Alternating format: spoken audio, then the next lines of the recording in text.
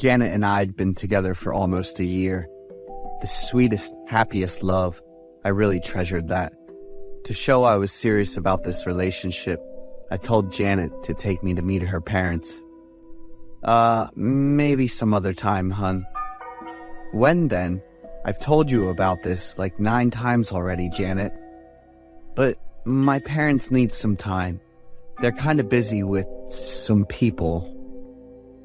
I couldn't get what my girlfriend was trying to explain, and every time it came up, things got tense between us. Is there something making you not trust me? I asked, looking at my girlfriend with sad eyes. No, Ted, you're the best. I just can't. What do you mean? Oh no, I just need some time. That's what I mean. The convo ended awkwardly. A bunch of questions popped into my head. We put this on hold for a bit. One evening, Janet whispered to me, "Tomorrow, I'm heading to my parents' place." My girlfriend went to visit her parents for a few days every month. I tried to act busy, not really paying attention, and just mumbled like I got it. But honestly, I had a little plan up my sleeve. The next morning, I told my girlfriend I'd head to work early since I had a ton of stuff to take care of at the office. After a moment of kinda awkward goodbyes, I was in the trunk of her car. Yeah, I was gonna follow Janet home and surprise her and her parents. The car took off pretty quick, and Janet seemed excited to see her family. After struggling for a bit, I finally found a comfy spot. "Honey," Janet called out so suddenly that I nearly jumped to answer. "I'm almost there, so remember to make sure everything's clean." Her next words made my heart and body freeze. I just lay there in shock in the trunk of the car until I heard another voice say, "I miss you so much." Then I heard the sound of a sweet kiss. I felt like I was gonna explode and wreck everything. "Let's go see your parents," Janet said, all excited. Damn it. So when she said not ready and needs some time, she was just busy sorting out her priorities to me? Alright, I'm gonna call you out on your lying face. I held back my anger to stick to the plan in my head. My body was numb from being in the trunk for almost 40 minutes. My right leg was cramping up, and my ears were ringing with those two's lies and gross words. Just when my body was about to hit its limit, the car finally stopped. Janet's parents were super cheerful, laughing and greeting her when she got back, but her other boyfriend's voice was nowhere to be heard. "I think it's about 190 pounds. That's enough to last us for the next month." "You guarantee the quality, Janet?" "Don't worry, you two." Peeking through the gap in the half-closed trunk, I was shocked to see Janet's 3 family members putting her other boyfriend on a cart. I didn't know if he was still alive, but Janet's dad just talked about how much meat they eat in a month. Could it be that the meat they eat is... I blurted out while thinking about those creepy scenes. Suddenly, the trunk popped open, and a woman screamed, which totally startled me. It was Janet's mom. My body was numb, and my mind was screaming at me to run, but I just couldn't move. A sudden sharp pain hit me, shot right into my nervous system, and then everything went black. I don't know how long later, I woke up in a dark, cold room, lying on a table with my clothes stripped off. That's my boyfriend, the one I'm serious about. "No way, Janet. He knows our secret." I heard Janet talking to her parents. I needed to find a way out of here first, so I got up and thought, this looks like a cold storage room. On the nearby table were some dishes. Sushi, fingers, with big and small pieces of meat cut up all nice and pretty. The strong fishy smell and the mix of spices with those creepy dishes looked like they were straight out of a movie, made me feel sick. I I covered my mouth and stepped back. My body was still kind of out of it from the dose, so I was wobbly on my feet. I tripped and slammed into this big cabinet, and it popped open. Right in front of me fell a half-prepped corpse. There was a guy missing limbs, eyes, ears. I can't even give you the details because I was too scared to look at it closely. Right away, my stomach cramped up, and everything I had in there came straight back out. I'm not sure, but I'm guessing this person was that other boyfriend from before. The door swung open, and Janet and her parents were standing there, looking at me all surprised and pissed off. "Ted, honey!" Janet ran over and plopped down next to me, looking all worried and sweet. "Get away from me, you devil!" I was totally grossed out by her fake smile. I weakly shoved Janet away with whatever strength I had left. Her dad saw that and came running over with a knife, looking all intense. "Stop it, Dad!" Janet yelled, putting her hand up in front of me. I didn't have much time to stick around in this nasty slaughterhouse. I shoved Janet hard towards her folks and bolted out of there. I had to run. I had to survive. Behind me, Janet's parents were cursing, threatening me, and yelling for me to stop. I gotta thank Janet for slowing them down so I could make a run for it. I ain't the first victim, but I'll be the last. I'm gonna put an end to this messed up family. "Ted, come on! If I really wanted to eat you, I would have brought you to meet my parents a month after we hooked up," Janet shouted after me. At that moment, I was just looking out for me. I jumped in the car, locked the door, and peeled out of there completely naked. At the closest police station, I had to waste a bunch of time convincing the police that I'd been hurt.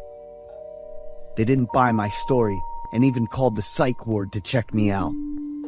Janet's family bailed, and the police handed me a note she wrote with her goodbyes and regrets that they found at the house. I just ripped it up right away. There were 15 victims in total, healthy young guys, around 25 to 30, just like me, who got eaten by her family for almost 3 years. I totally bounced, changed all my contact info, and switched to a different job. That was freaky, thinking I almost got eaten alive.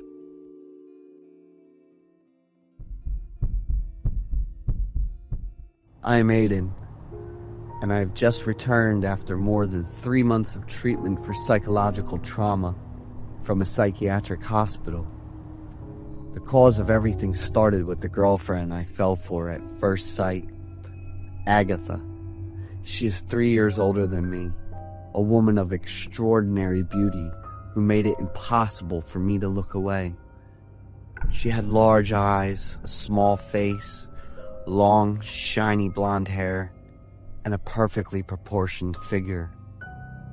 I don't know how many times I silently thanked God for meeting and having Agatha.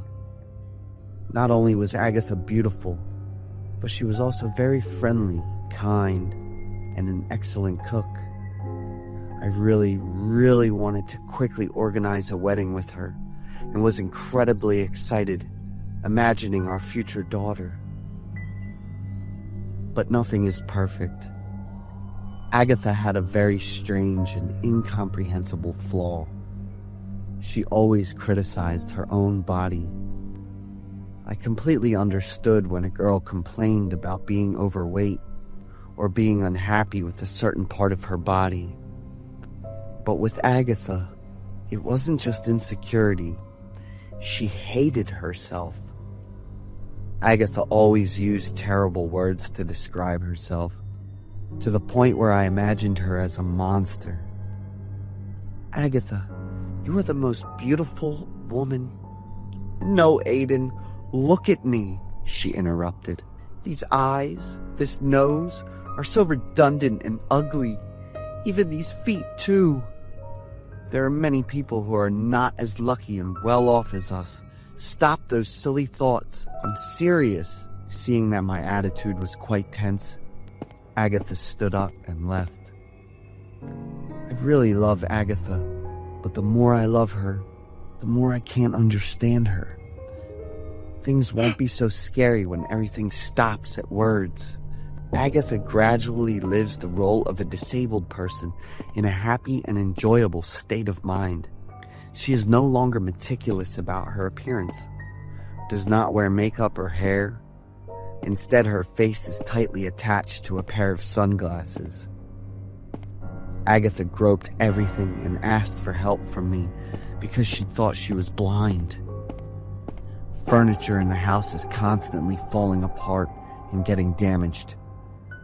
From surprise and helplessness, I gradually turned into discomfort and anger.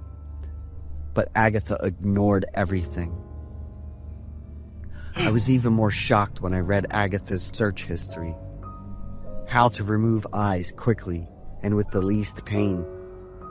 Immediately, I pulled Agatha's hand into the dressing room, took off her sunglasses, and let her look straight into the mirror. Look! Why did you make yourself so pathetic? I continued to turn on my phone, which had a beautiful picture of Agatha as the wallpaper. Do you remember how beautiful you used to be? Agatha remained silent, staring into the mirror for a long time, and then slowly closed her eyes and groped her way out. I wanted to scream out loud. If I could, I'd love to see what on earth was going through that small mind of hers.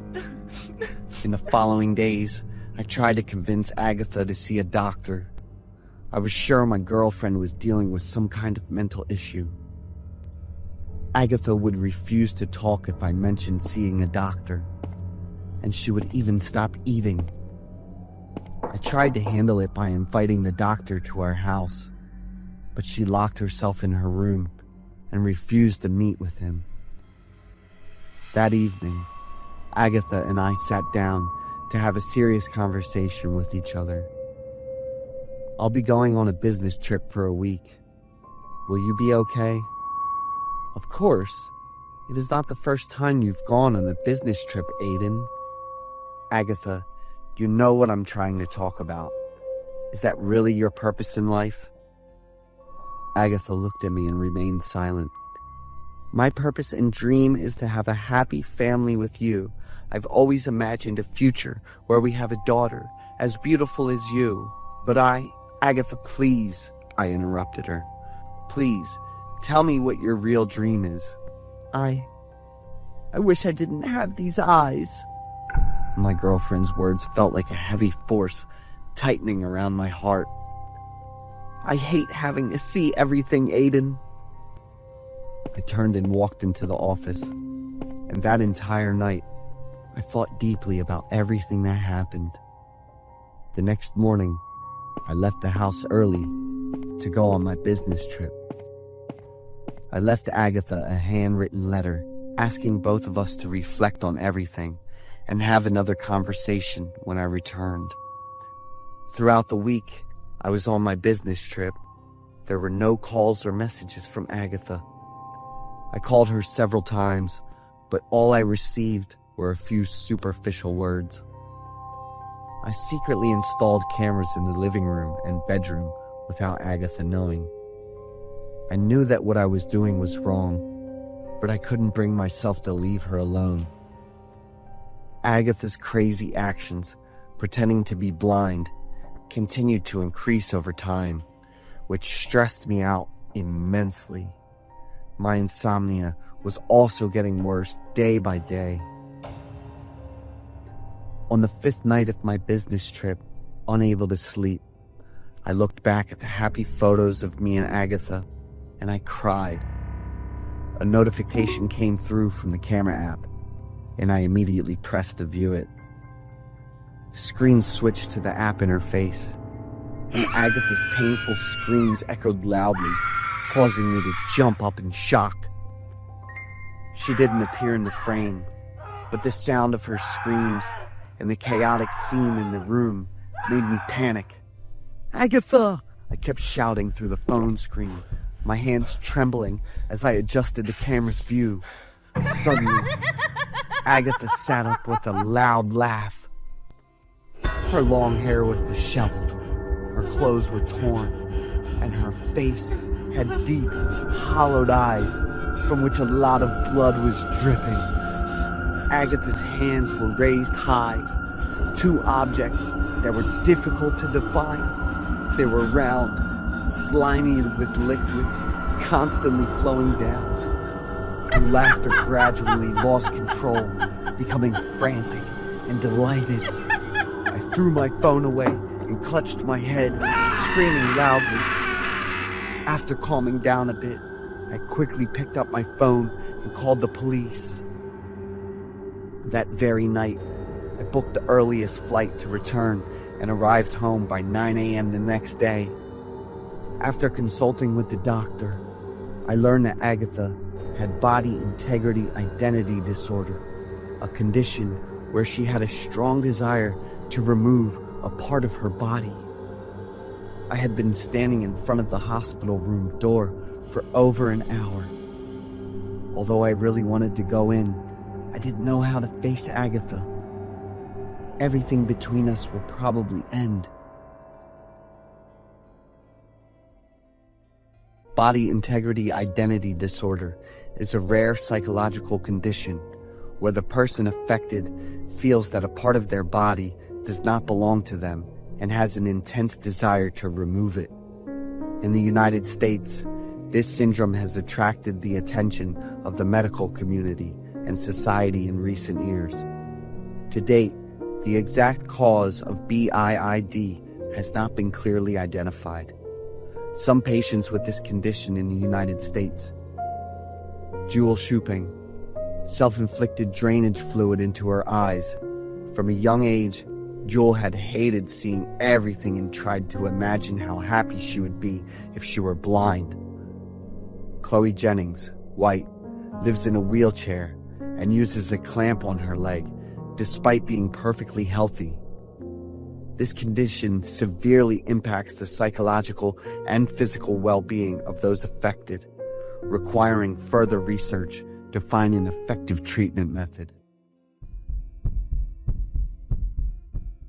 I'm Vincent, and I've been living a chill life with my grandma since I was 4, after my parents split up. My mom's got a new family now, and my dad sadly passed away in a car accident when I was 6.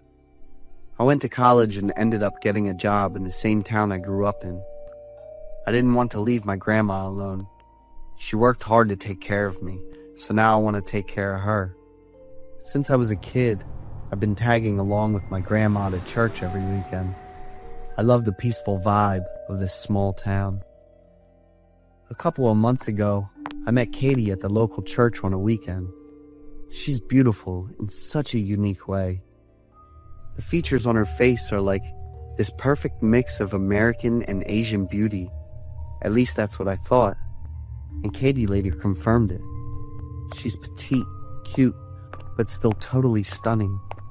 Katie was the one who started talking to me at church. She was friendly and laid back, but also pretty cautious and private about her personal stuff. I couldn't help but feel my heart race every time I saw Katie. I couldn't deny it. I really liked her a lot. All I knew about Katie was her name and a little bit about her mixed background. I didn't even know how old Katie was. One day after church, Katie asked me to grab something at the Dunkin' nearby, and I had no reason to say no. We talked for hours, but it felt like only 30 minutes. Around midnight, Katie asked me to give her a ride home, since it was getting late. Even if Katie hadn't asked, I would have done it anyway, just to show I care as a man, and also to get to know her better. Something felt off from the start, but I was so caught up in the excitement of a new love that I didn't even notice. Katie didn't give me the exact address. She just gave me directions to drive instead. After more than 20 minutes of driving around, with Katie giving directions and checking her phone, I finally made it to the highway. But I didn't ask any questions. I was just patient, doing whatever Katie wanted. When I got pretty far from town, I suddenly realized I was on an interstate highway, and it was going to take almost 2 hours to get to the end. I asked Katie again, and she was totally sure about the route we were on. I didn't ask any more questions and just focused on driving. Katie got a phone call and started speaking a language I'd never heard before, sounding pretty cheerful while she did. I figured it was Katie's family, and I was right because she got home pretty late. After Katie got off the phone, I turned to her and asked if it was her family who had called. Katie looked at me, smiled, and answered with a dreamy look, "Probably." After driving a bit farther, she suddenly told me to stop because we were there. I looked around confused and was pretty sure we were still on the highway. Katie was sure and confident about what she said. She hopped out of the car all cheerful, walked around to the driver's side, bent down, and knocked lightly on the window. "I've got a surprise for you." Katie waved her hand, motioning for me to get out of the car quickly. I was totally confused by what was going on, but my love-struck heart was too silly to think twice. I reached for the door handle, but then I saw someone pop up from the bushes behind Katie, which made me stop for a few seconds. When I looked closer, I was shocked to see a bunch of other moving things besides that black shadow from before. Katie's attitude totally shifted when she saw me hesitate. I whispered to Katie to hurry and get back in the car, but she got even more upset and told me to get out. There was a rustling sound from the bushes behind Katie, and then 4 tall guys in black suits rushed over all at once. I freaked out and shouted, "Katie, get back in the car, quick!" But those guys in black weren't after Katie. They were after me. Katie stepped back, crossed her arms like she was the boss, and watched as her tough guys kept attacking my car and cursing. Luckily, I locked all the doors and started the car real quick. I slammed on the gas, and the car shot forward, dragging one of them for a bit. I was freaking out, but it wasn't just from the sudden attack. It was also because of the crazy betrayal from Katie, who I thought was sweet and genuine. Every second on that highway felt like it was dragging on forever. I could hear my heart pounding in my chest, and cold sweat was dripping down my forehead, even though it was chilly outside. Every time I checked the rearview mirror, I kept imagining those dark figures chasing me, and just the thought of it made me shake. My hands were gripping the steering wheel so tight, my knuckles were turning white. I drove all the way to the next state, found a motel, but couldn't sleep at all because I was still in shock. The next morning, I drove home, totally out of it. I was thinking I should call the police and report what happened, wondering what happened to the guy I hit last night while I was driving away. If things went south, would I be the one who ended up committing the crime?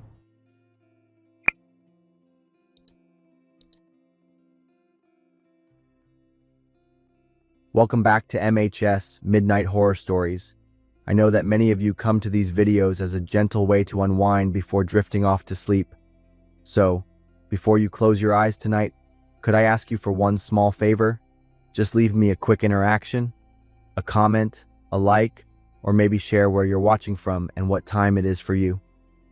Little actions like that help YouTube recognize the content and spread it to more people who might enjoy it.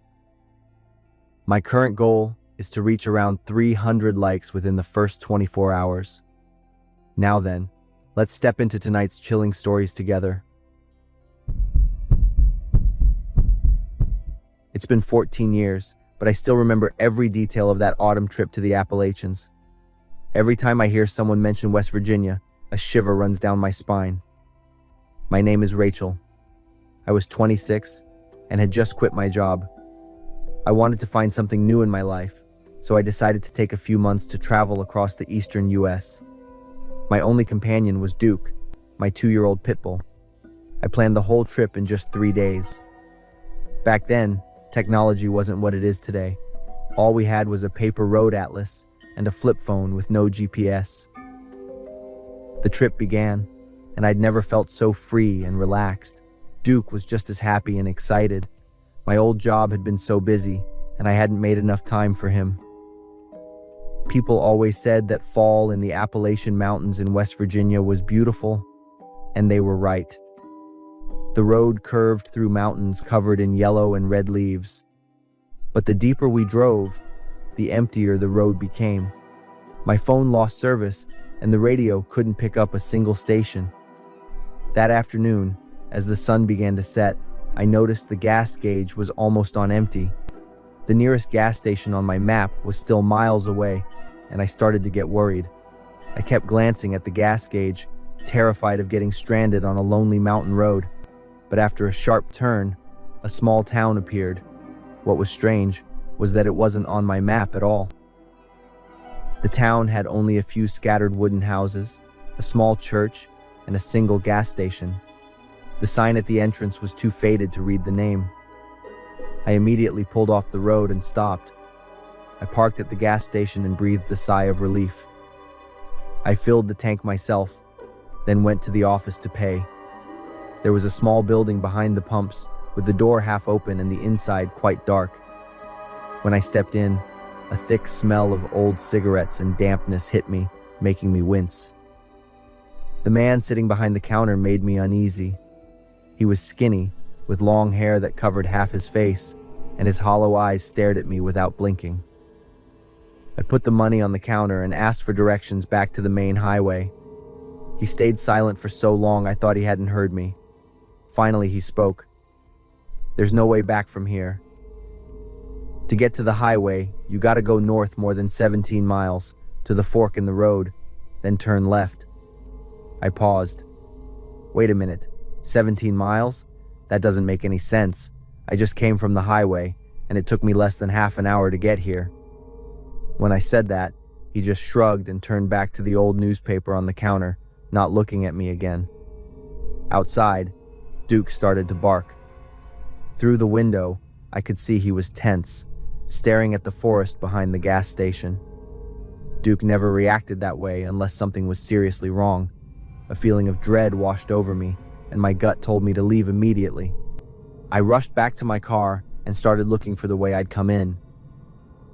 I drove to the end of the main street, which ended in a dead end, a broken brick wall with thick woods behind it. I turned around and took a small dirt road next to the church, but after a few minutes, it also stopped suddenly in the middle of a bunch of trees. I tried turning right onto another road, which just led me back to the gas station. I drove around this tiny town a few times, my desperation growing. Every road led into the woods or back to the starting point, as if the road I'd taken to get here just a few minutes ago had completely disappeared. The sky turned a deep purple as the sun went down. With no other choice, I went back to the gas station with the faint hope that the man would give me better directions. But this time, he wasn't alone. 2 other men were leaning against the wall outside the office. One was tall and thin, and the other was short and heavy. They looked at my RV and giggled to each other. When I asked for directions again, the tall man pointed north, exactly the way the employee had told me to go. The heavy man kept nodding with a creepy smile on his face. I knew there was no point in asking for help, so I left without another word. I sat in my car with the doors locked, looking at the map again. Duke was growling nonstop, his eyes fixed on the 2 men watching us. The gas station employee had now come out and stood between them. All 3 of them were looking at me. I carefully studied the map and couldn't find any road like the one the employee had described. That area was only marked as thick forest with no roads. I guess they were trying to send me deep into the woods for some reason. I started to cry. The feeling of dread I had been holding back just burst out. Just as I was panicking and didn't know what to do, a pickup truck pulled into the gas station. An older man got out. He saw me sitting in my car with a look of terror on my face, then looked at the 3 men who were silently watching me. He walked straight to my RV and tapped lightly on the window. I hesitated for a moment, looking carefully at his face before I decided to roll the window down a tiny bit. He asked if I was looking for the way to the highway, and when I nodded, he glanced at the 3 men, who were starting to move closer. He told me to follow him immediately and not to hesitate for a second. His voice was so serious and urgent that I couldn't help but obey. I started the car and followed his pickup truck. We passed the church, and he suddenly turned right onto a trail that I swear I hadn't seen before. It was completely hidden by a row of thick trees, almost invisible in the dark. The dirt road was narrow and bumpy, just wide enough for my RV to fit through. After a few tense minutes of driving, the main highway appeared before us like a miracle. The man pulled over to the side of the road. When he rolled down his window, his face was very serious. He took an old map from the passenger seat and showed me that the other road stretched for 17 miles and then ended in the middle of nowhere, with only a few rusted cars and struggling families living there. He said the road they had pointed me to was a dead end. He said a few cars had been left there and that the people at the gas station were not good people. If you had listened to them tonight, you wouldn't be here for me to tell you this. When I tried to ask more questions, he shook his head and told me not to be curious about things I shouldn't know. He told me to drive away right now, not to stop anywhere, and if I saw any other unnamed gas stations in this area, I should absolutely not stop. I drove all night. Duke was right next to me on high alert. It wasn't until we reached a city and the sun began to come up that we dared to stop at a crowded rest area. After sleeping and getting enough energy back, we drove for 8 hours straight to get home. After that trip, I never had any intention of taking a second trip in my life. To this day, I don't know exactly what was waiting at the end of the road those 3 men at the gas station pointed to, but I will always remember the look in the eyes of the gray-haired old man before he drove away. He saved me from something terrible so that I would have a chance to tell this story. Last October, my cousin Jason asked me to house sit for him. He and his girlfriend were taking a 2-week hiking trip in Colorado. They'd been planning the trip for months. Their original house sitter canceled at the last minute, and Jason asked if I could help. He said I probably needed a change of scenery. At the time, I was 27, unemployed, and living in my parents' basement. The thought of spending a couple of weeks alone in a quiet cabin with just me and his dogs sounded like a vacation. I told Jason I'd do it. Jason and his girlfriend live way out in the Blue Ridge Mountains of Appalachia, near a small town called Clarksville. It's one of those places you won't find on a map unless you already know it's there. Their cabin is about 20 minutes outside of town, tucked away behind a few winding turns. It's a place where your phone signal disappears halfway down the road. When I arrived, Jason was waiting in the driveway with his 2 dogs, Sophie and Tank. Sophie is an old, calm golden retriever. Tank is a husky mix with way too much energy and a look in his eyes that makes you feel like he's judging your every move. Jason gave me a sheet of paper with all the important information, the door code, the Wi-Fi password, and some other emergency instructions. Just before he left, he pointed to the side of the house and explained where the fuse box was in case the power went out. I'd have to go down to the basement through the storm cellar door at the back of the house. The basement was dug deep, but he warned me not to stay down there too long because of the old foundation and the damp air. The job was simple, just flip the breaker and get right back out. He gave me one last piece of advice about walking around the property. He stressed that I should stick to the main road and avoid going into the woods because some of the locals don't like strangers wandering around their land. I figured this was probably related to hunters or private property boundaries. The first few days were amazing and peaceful. I slept well. I woke up, fed the dogs, and read books, something I hadn't done in years. The cabin was a little musty but cozy. There were big windows facing the woods, and during the day, the sunlight would filter through the trees, making slow, moving shadows on the walls. At night, it was completely silent. Sometimes I would snap my fingers just to make a sound. The dogs didn't bark either. They'd just lie there with their ears perked, listening to everything around them. On the 4th night, I was watching an old movie when the lights went out. Everything went completely dark.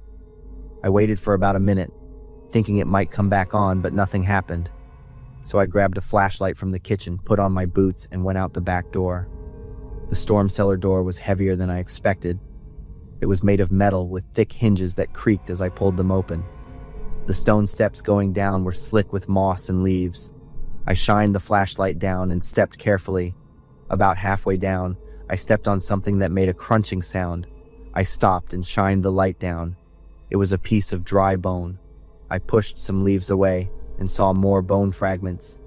It must have just been an animal, but it still sent a shiver down my spine. I shook it off and continued to the fuse box. The fuse box looked fine. I flipped the main switch off and on, but nothing happened. I stood there for a minute, trying to figure out if I had done it wrong, when the dog started barking like crazy. Tank especially was barking, and the sound was echoing through the house. I scrambled back up the steps and rushed inside. Both dogs were pressed up against the sliding glass door, their fur on end, growling with bared teeth. I shined the flashlight through the glass and saw, to my horror, 2 handprints. Not smudges, actual handprints.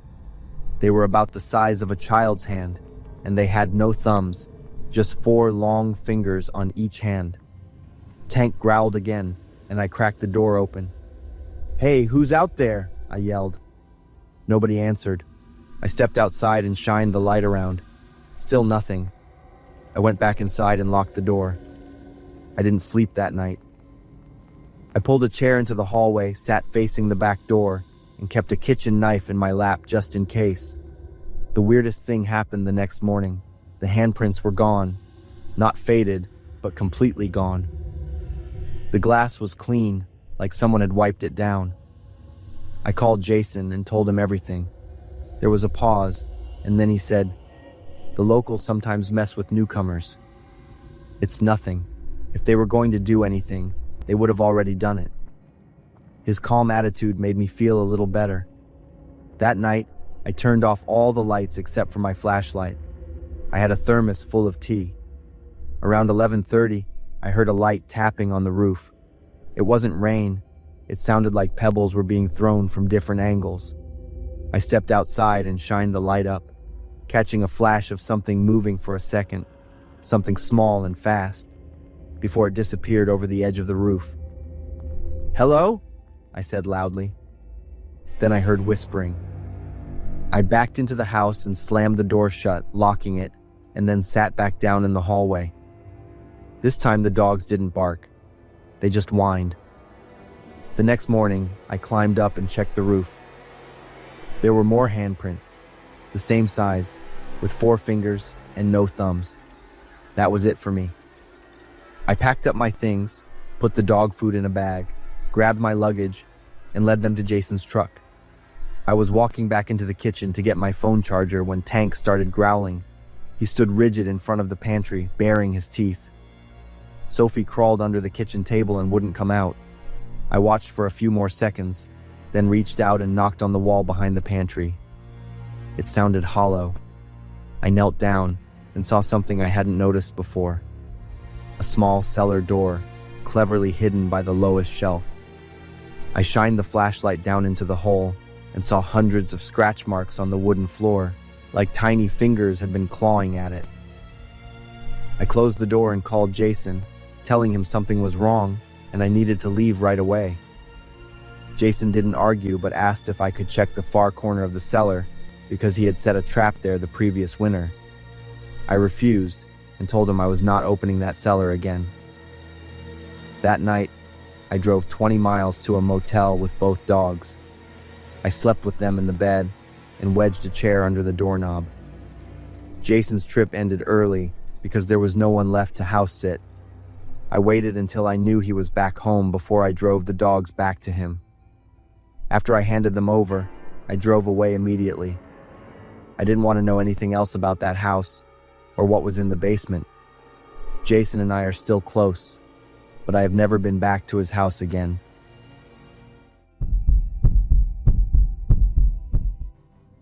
I'm Jax. I was 31 years old.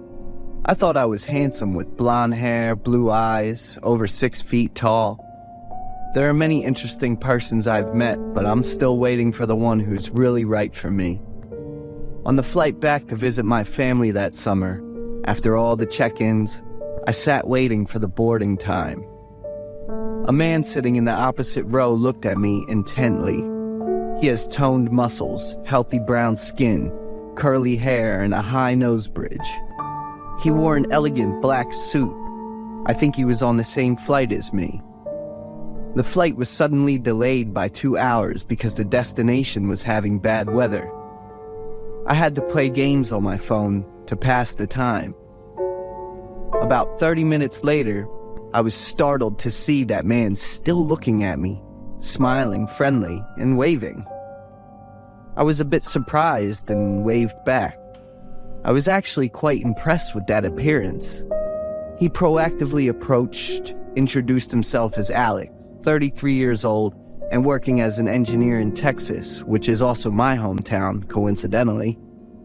He said he noticed me from the first time he saw me. That's right, he's gay, and so am I. People like us will have a special feeling about people who are similar to us. Alex and I follow each other's Instagrams.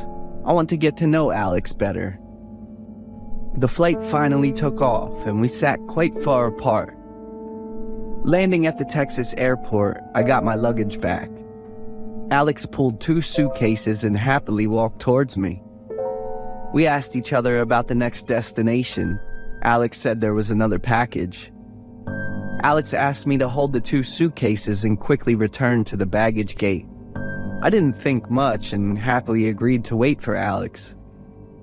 But he hadn't come back for 30 minutes. Looking at the clock, it was almost 10 p.m. Another 15 minutes passed. I tried contacting Alex via Instagram several times, but to no avail. Both mine and Alex's luggage were 4 large suitcases. I couldn't drag them all over the airport to find him. Hunger and fatigue made me frustrated. Alex called me back, apologizing very much for keeping me waiting. Because something unexpected happened, Alex left the airport first. Alex told me to go to the address he texted and sent a private driver to the airport to pick me up. He wanted to invite me to his house for a meal to thank him. I felt better after receiving Alex's call. Alex's personal driver is a man taller than me, with a fierce face. The car he picked me up in was quite old, cluttered with bottles and jars, making me feel uncomfortable. The driver took me to a small, shabby house on a deserted road. I looked around bewildered, got out of the car and went inside following the driver's instructions. The house was dimly lit, had a strong, musty smell, and had an indescribable cold feeling. I walked very slowly, looked around as I walked. The driver was still walking behind me and staring at me. I started to feel scared, told the driver to call Alex to come and get the suitcase back and I would wait here. He didn't answer or do anything, just stood there staring at me. Taking a few seconds to try to calm down, I quickly walked towards the door, saying as I walked that I had something urgent to do first and would text Alex later. The driver immediately stopped me. I was stunned. There was a noise behind me. Before I could figure things out, the driver grabbed my arms and restrained me. He forced me to go deeper into the dark house despite me asking a lot of questions. He pushed me into a room. In front of me was Alex with a strange smile holding a sharp knife. The room was cluttered with strange medical equipment, many of which were still covered in blood. On the wall hung many photos of different men. They will lose any part of their body or have knives or scissors close to their skin. Their expressions were extremely painful and panicked. The middle photo, and also the largest photo, is a photo of Alex and the driver taken together. They posed with extremely intimate gestures and smiles as if they were mocking viewers. So panicked, all I could do at that moment was run away. I tried to struggle away from the driver, but his strong grip held me firmly. Alex grabbed my hair with one hand and held it tight. His other hand slowly brought the knife towards me. I begged in fear, but Alex continued to bring the knife. Alex and the driver burst into perverted laughter and were extremely satisfied when they saw me begging and shaking. Just as the tip was about to touch my face, the loud sound of police outside surrounded the house. Alex and the driver looked out in surprise. I took the opportunity to get up and escape. Running outside, I saw 3 police officers, along with my father, looking at me worriedly. On the way with the strange driver, I had texted my dad about my situation and sent him the location. Luckily, he arrived in time. Alex and the other driver were arrested. They're actually a gay couple. They target gay people like me, terrifying them with blood and wounds, satisfying their perversion with screams and begging. Everything is completely different from the kind and handsome appearance that Alex has. His face and that disgusting smile still haunt my mind to this day.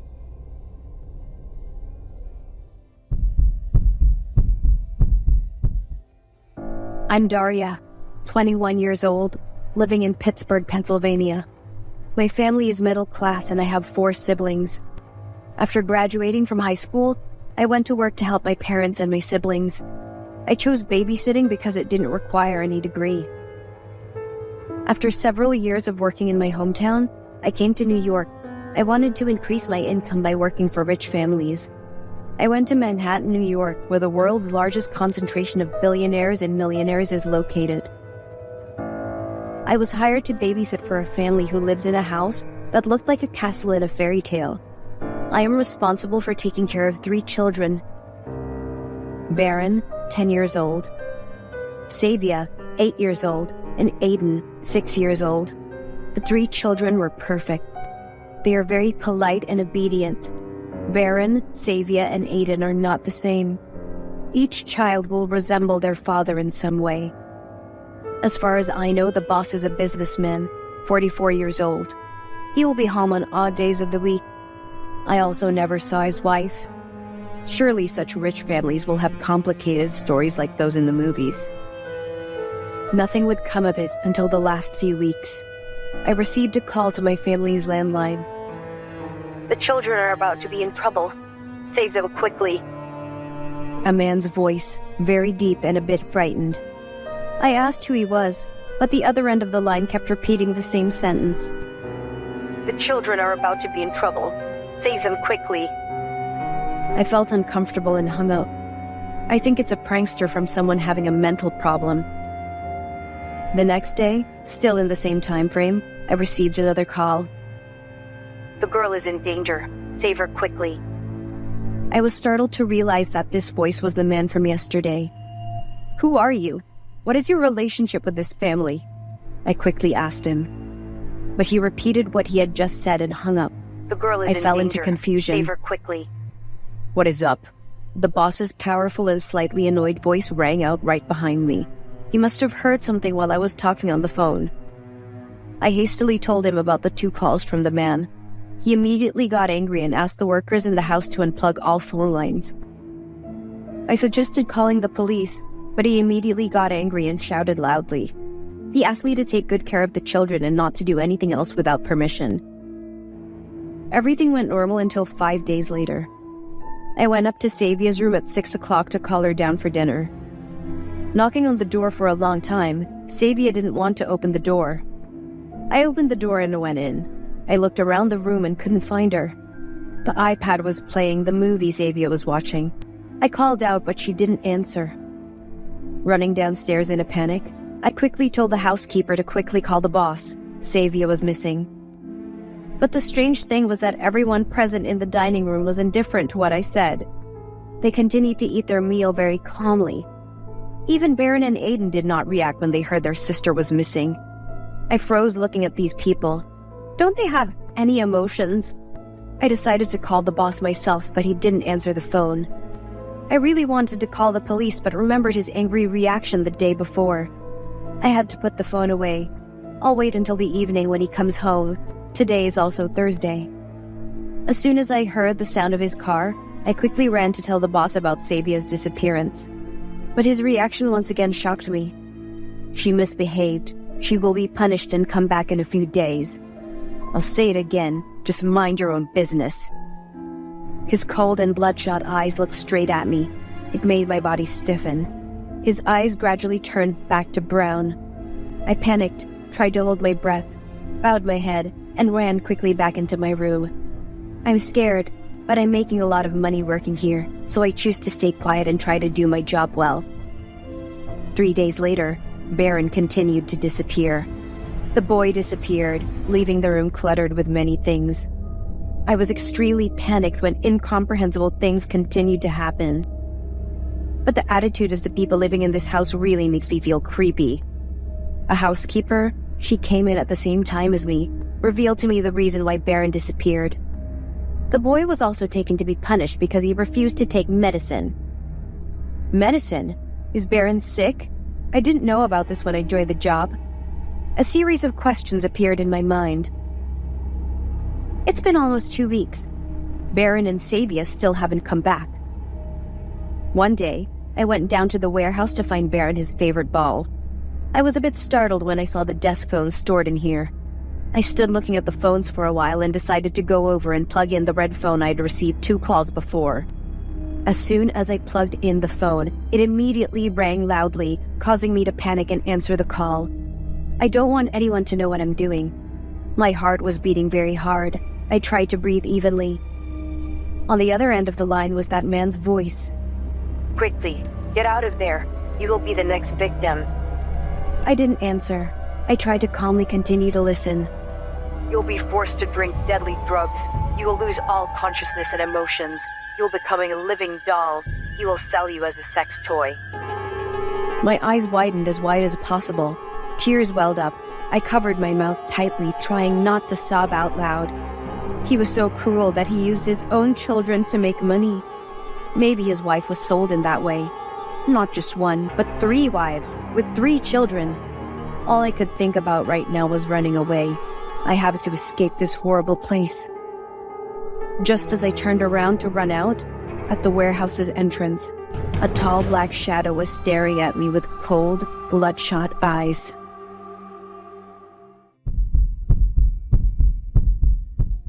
I'm Lewis, 37, working in medical aesthetics. I've got 2 spots, one in Dallas and one in Houston, Texas. So this story isn't about me.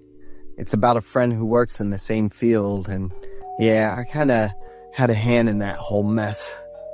My friend Joey, straight up the most naturally gorgeous person I've ever met. Joey's 2 years younger than me. His parents wanted him to be a lawyer, but he bailed on that and jumped into construction on his own. He's doing pretty great, making bank off big and small construction gigs. No doubt, Joey's good looks have totally helped him land those deals. Construction work's tough with all the sun, wind, and dust, but it doesn't mess with Joey's looks. If anything, it makes him even tougher and more good-looking.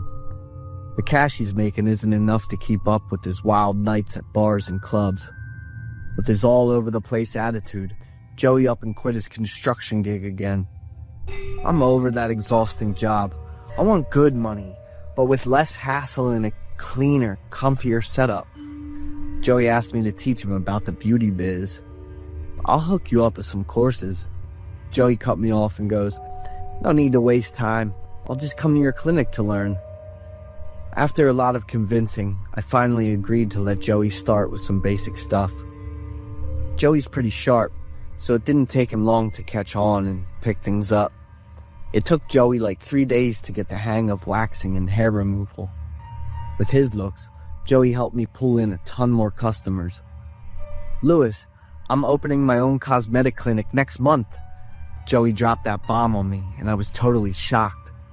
"But you..." "Watching you work," Joey shrugged. "It's easy. Cosmetic surgery is not as hard as I thought." Even though I tried to talk him out of it, Joey's confidence just kept growing. Less than a month later, Joey's cosmetic clinic was all set up and running. Joey straight up crushed it again in the new field. Joey's making crazy money selling the whole responsibility and reputation thing in the beauty industry. But slowly, Joey's customers started complaining about the service. Joey fixed it by shutting down the shop, moving to a new spot, and pulling in a whole new crowd. With that slick business move, Joey's beauty spots just kept opening and closing, running at full speed the whole time. He just straight up bought a big villa without even thinking about it. That was the only thing left, since Joey blew all his savings on his crazy lifestyle. On top of doing unlicensed cosmetic surgery, Joey also went all in, taking on cases that needed real medical know-how. And then things got way worse than just some allergies or complications. One afternoon, I got a call from Joey. As soon as I picked up, I was freaked out by a girl's scream, like she was in pain. Louis, what do I do about this allergy thing? Joey yelled into the phone. Before I could even respond, the girl's moans got louder. I heard medical stuff breaking, and Joey was screaming and cursing. Joey, what the heck did you do? What's the client's situation right now? I gave her anesthesia. She was twitching with her mouth wide open. Oh my God, stop it. Then the call just cut off. I called a few more times, but Joey didn't pick up, and the same thing happened the next few days. A few days later, the news came out about a girl named Cassie going missing. The police looked into her recent stuff and found out she'd booked an appointment for black hairy tongue treatment at Joey's clinic. Feeling like something was really wrong, I called Joey right away, but he still didn't pick up. 6 days after they announced Cassie was missing, the cops found a suitcase in the basement of the villa with her body in it. The villa owner? Yup, it was Joey again. Joey sold the villa cheap because it was falling apart, all to cover his out-of-control spending. After selling the villa, Joey also hid the suitcase with Cassie's body in the basement. At the trial, he admitted guilt and said he'd been hammered on booze and drugs while treating Cassie, and that's what caused the accident. I really wish I hadn't asked for help from someone so reckless and messed up. This story is based on a real event, the tragic cosmetic accident of Maria Pilar Cruz that took place in 2003 in New York. Maria, dealing with black hairy tongue, made the mistake of choosing a cosmetic clinic instead of going to a hospital for proper treatment. Then, Maria's life came to an end at the hands of Dean Fajilo, a self-proclaimed cosmetic doctor who started out just doing basic hair removal. Dean's perfect looks and sharp mind were his weapons, helping him trick countless customers into trusting his so-called cosmetic expertise. Behind that flawless appearance was an empty soul, long corrupted by alcohol and illegal substances. I'm Hal, 37, and I run a Taco Bell right on a busy street downtown. The place gets a ton of love, so I'm basically working around the clock. One night, around 10:30, I was about to shut down after a long 16-hour grind. Out of nowhere, a couple walked in looking all unsure. The guy went, "Hi, sorry, but can you hook us up with whatever food you've got left?" I was kind of confused, so I didn't reply right away. "We come from way far away, and your place is the only one open." So I was like, "Just hang on a sec." And I couldn't say no since they were customers, you know? It took me like 10 minutes to whip up 2 burritos, even though I didn't have all the ingredients. The couple was super grateful and dug into their food, and watching them enjoy it made me feel way less tired. I was just wandering around cleaning the cashier counter for a bit, and when I turned around, the woman was still munching while the guy was staring at me. I asked, kind of worried, "Is there something wrong with the food, man?" He smiled a bit and said, "Oh no, it's awesome." Usually when I get compliments like that from customers, I'm super happy. But the way the guy looked at me and smiled just gave me the creeps. The guy asked me, "Are you the owner of this place?" "Yes." "Great. Do you live by yourself?" I was like, "Yeah, I live just a few minutes away." I have no idea why I blurted that out without thinking or being careful. The guy got up, threw some cash on the table, and walked out, and the woman quickly jumped up and followed him. I didn't think much of it, just headed home to crash since my body was totally telling me to chill out. As I walked out of the bathroom all wet, I heard loud banging on the door and a woman's weak voice. "Help me, please." I froze for a few seconds before bolting to the door, while the woman kept banging and begging. I peeked through the peephole, and it was a woman in messed up clothes with crazy hair and a bunch of bruises all over her. I didn't open the door, but I asked, "What's wrong?" just to be safe. Let me in, please. He's about to catch up with me.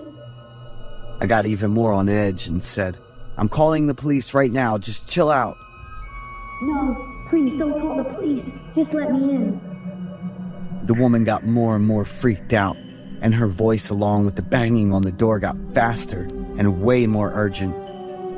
When I looked closer at the woman's face, I was shocked.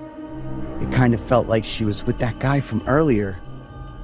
For a few seconds, I caught a glimpse of anger in her eyes. I quickly grabbed my phone and said, "There's a woman in front of my house who needs..." The woman yelled, Don't call the cops. and punched the door. I jumped back a bit and the phone I was holding dropped.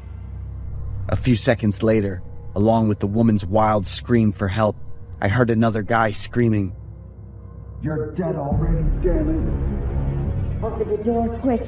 I'm begging you. and then just like that, those scary sounds faded away. I hurried to the door and peeked through the peephole, but the woman was gone, and the guy was nowhere to be seen either. The sudden switch totally threw me off. I gripped the doorknob, caught between being scared and curious. There was an axe blade stuck in the door, like just a few millimeters from my forehead. I froze, and my heart felt like it stopped. The axe blade got pulled out, leaving a hole in the door, and this wild-eyed man said, "I want to taste your blood." The next few axe hits were super hard on the door. The door was totally wrecked, and I was hiding in the kitchen cabinet, trying to hold my breath. They were coming in, the crazy, mean-looking guy and the woman. "Just a little more," I muttered as the guy got close enough. About 10 minutes later, I was fine and sitting in the living room making a call. In front of me was the guy with a bullet deep in his shoulder, bleeding like crazy, and the woman crying and begging. "Hey, I've got 2 fresh orders here. One for organs and the other, let's see, for entertainment." So, I ended up with a big chunk of money, enough to expand the shop and get the door fixed with the latest high-tech lock.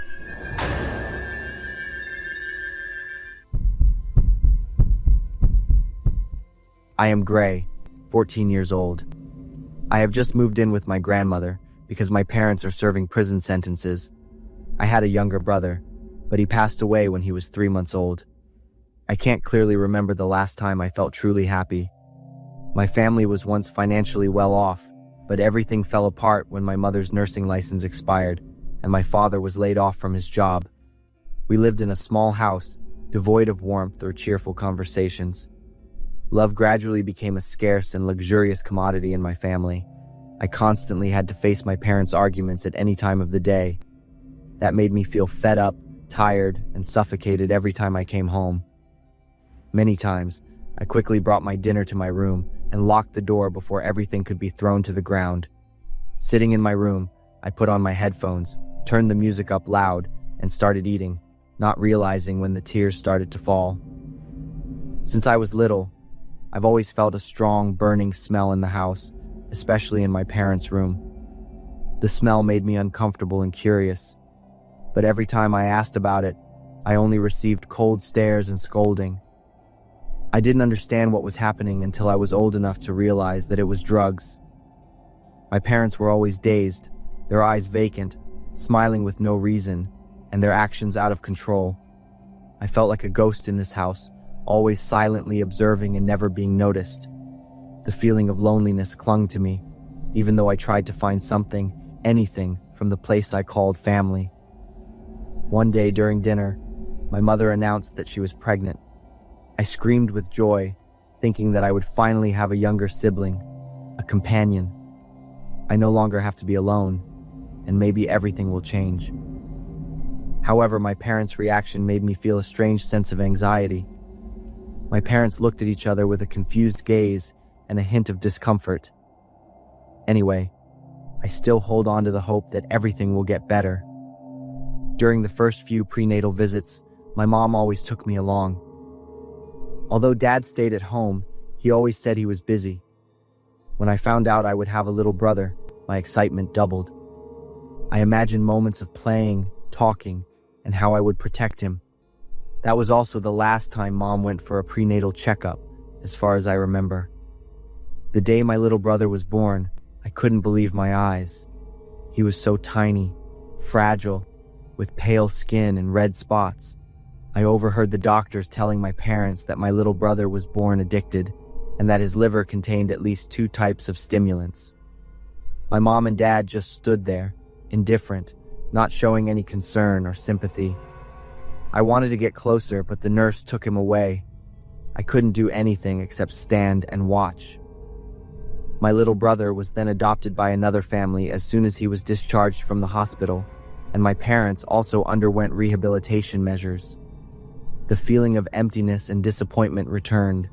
The house gradually lost its burnt smell, but the coldness couldn't be erased. Sometime later, my dad regained custody of my little brother after successfully completing rehab and passing the Child Welfare Agency's test. My mom also returned, and the family was reunited. I hoped deeply for a better future. That summer vacation, my parents signed me up for a camping trip a few hours' drive from home, which would last for 3 weeks. Although I didn't want to, not even a little, I was completely unable to resist. The first thing I noticed when I returned was that the house had a very unpleasant burnt smell again. My parents didn't even look at me, even though it had been 3 weeks since we last saw each other. I searched for my little brother, but I couldn't find him. Even his belongings were gone. I asked my parents many questions, but they just sat there staring at the ceiling with vacant expressions. That evening, the police came to the house and arrested my parents, leaving me in shock. My little brother had been neglected and passed away at the hands of my parents. I was taken to live with my grandmother to avoid the bad information and images. Still, I couldn't stop wondering about the lives of my little brother and me. Why were they so heartless? Why did we never receive the love that every child deserves? The story above is based on the true events of the couple Jessica and Daniel. Instead of building a happy family with a stable job as they once had, they became consumed by drugs. In 2018, Jessica discovered that she was unexpectedly pregnant. She didn't go for prenatal checkups during 2/3 of her pregnancy because she was afraid the doctor would find out that she had been using drugs. Even during labor, Jessica's face was emotionless, showing no sign of pain. That was an indication of the effects of drugs. As a result, their second son, Dylan, was born a month early, and it was discovered that his liver contained at least 2 types of drugs. This cruel couple neglected the child, causing Dylan's death, and chose to hide his body in an abandoned well next to the church. After several attempts, the police managed to retrieve an object consisting of 2 milk baskets, secured together with 3 padlocks, 12 plastic ties, and 8 electrical wires. They were sentenced to life imprisonment without parole for Jessica and 47 years in prison for Daniel. Life is not without cases of child abuse and neglect, or parents who refuse to raise their children, and this is an act that is utterly reprehensible. I'm Steven. I live in Houston. Just signed the papers to pay for a car with my tiny office salary. Not trying to brag or anything, but it's a horror story that made me swear off public transportation for good. That night, on the last bus from work to my place, I grabbed the seat in the back row. It was just me, some girl, and the driver on the bus at that point. I leaned back, shut my eyes, and just tried to relax. It took me almost an hour to get home. The girl, annoyed, told the driver, "You can skip the empty stops, it'll save time. I gotta be home in 15 minutes. I noticed she looked like she was still in school. With all that heavy makeup and colorful clothes, she probably just came from a party.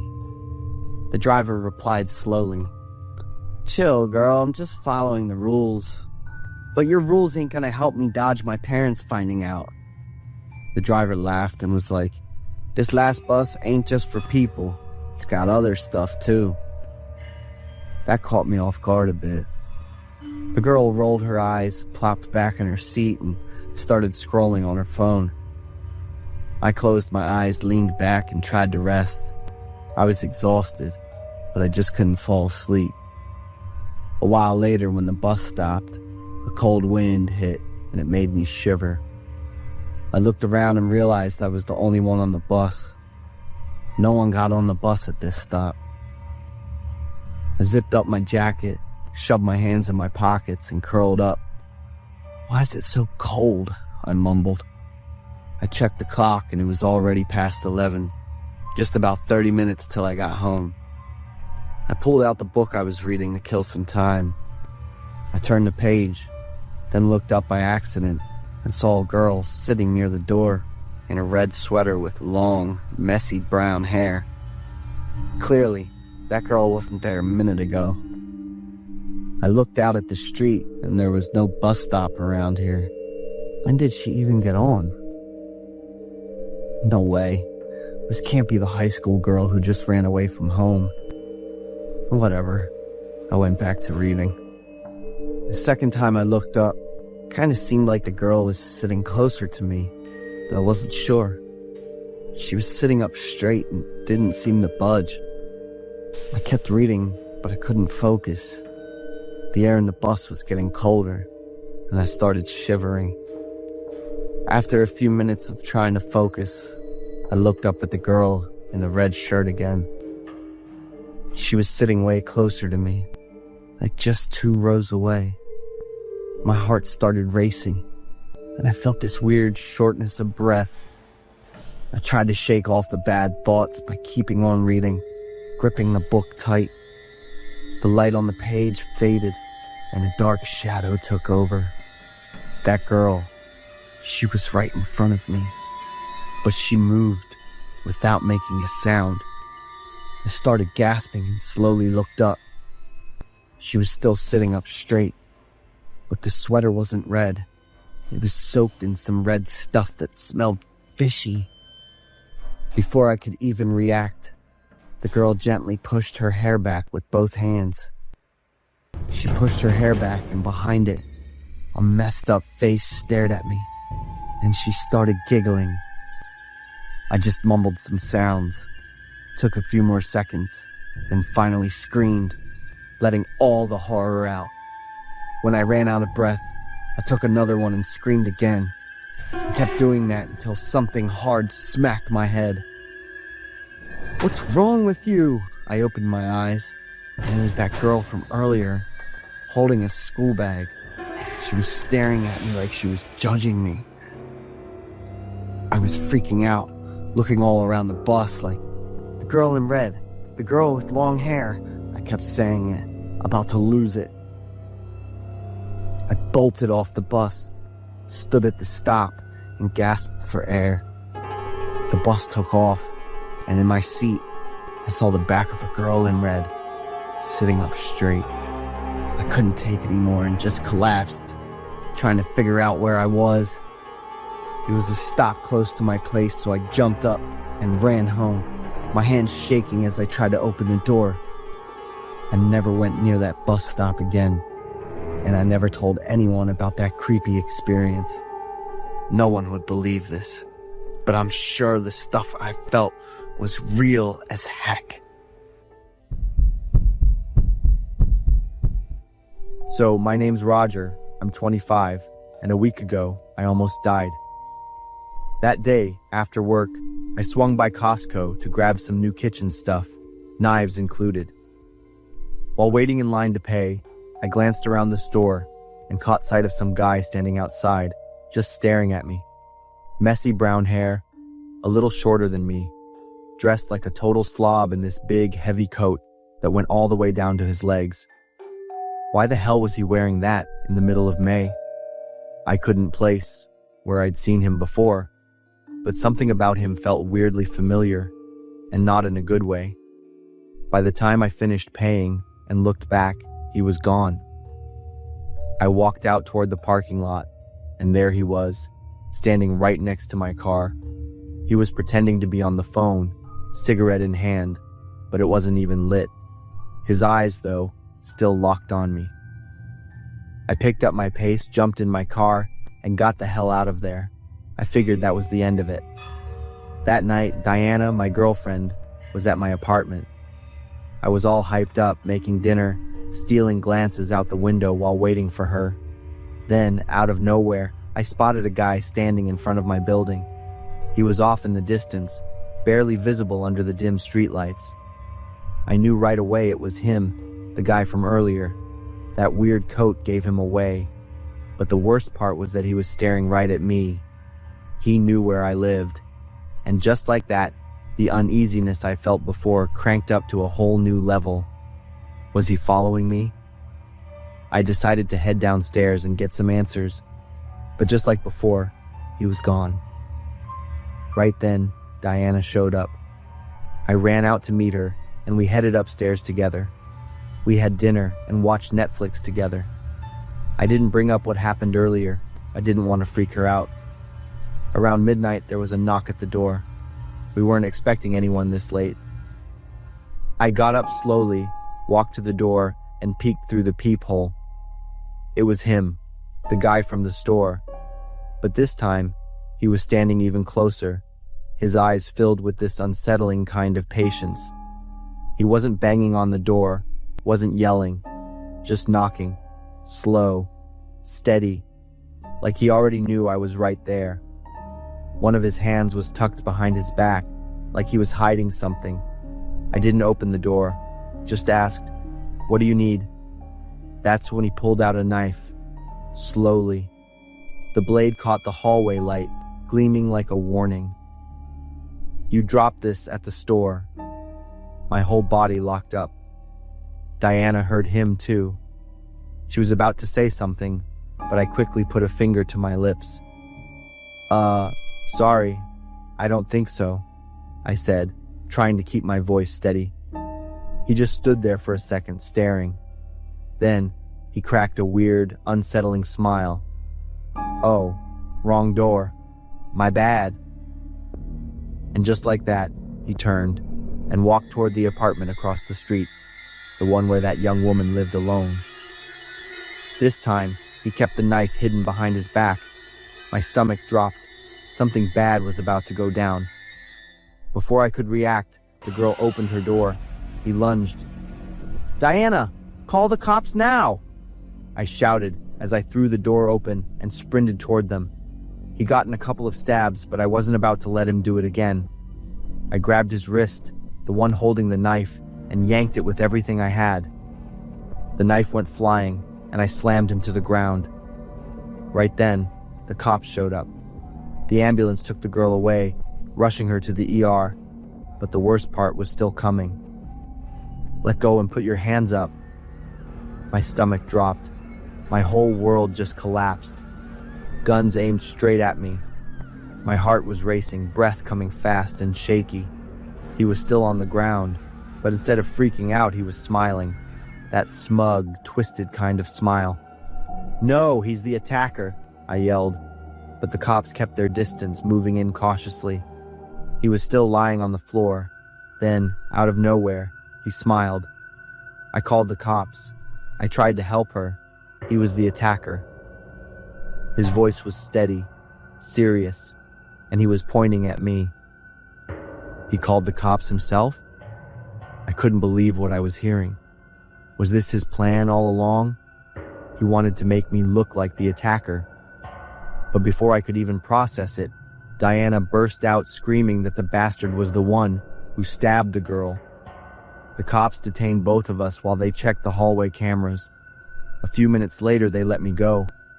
I pulled Diana into a tight hug, trying to calm her down. When her breathing finally steadied, she looked up at me, voice shaky as she whispered a name. Luke. Luke, our old classmate from high school, her ex. He looked so different now, I hadn't even recognized him. Back in high school, Diana and Luke had dated, but their relationship was a mess, full of fights and control. Eventually, Diana had enough and broke it off. But Luke, he refused to let go. He tried everything to hold on. A few weeks later, Luke was already dating someone new. Diana felt lucky to be done with him, but Luke never actually let go. In court, he didn't look scared, didn't look sorry, not even a little. As they escorted him out, he turned to me, smirked, and whispered, "Good luck. There are more of us than you think." Those words stuck with me, kept me up at night. After the case was closed, Diana was scrolling through social media and randomly came across an old class photo. Luke was in it, standing right next to his two best friends. So there were 3 of them, and their most recent posts, all tagged near where Diana and I lived. A chill ran down my spine. Had I really gotten rid of him?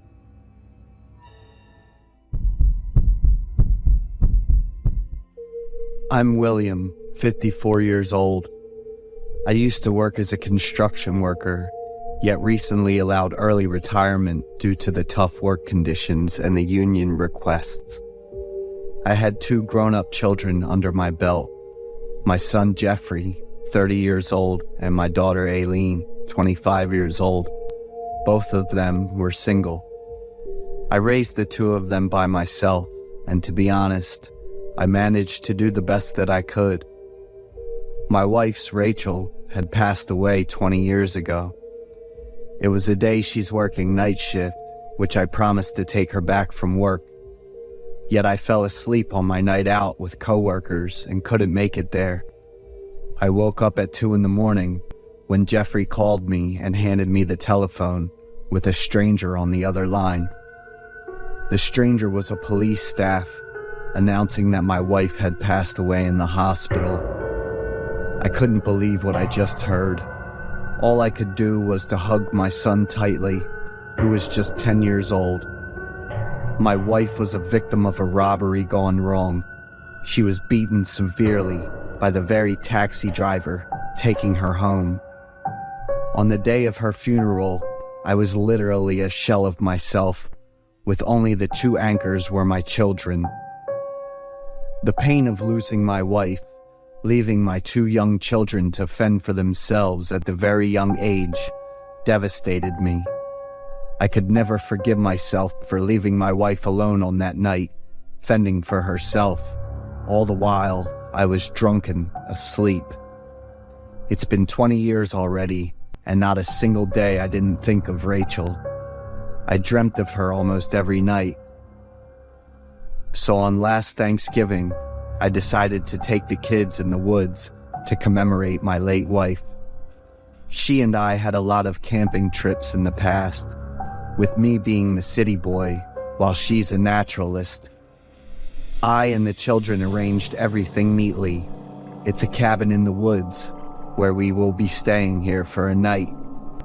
After arriving to the campsite, Jeffrey and I did the prep work for the fireplace and food procurement, while Aileen went around taking pictures of the scenery.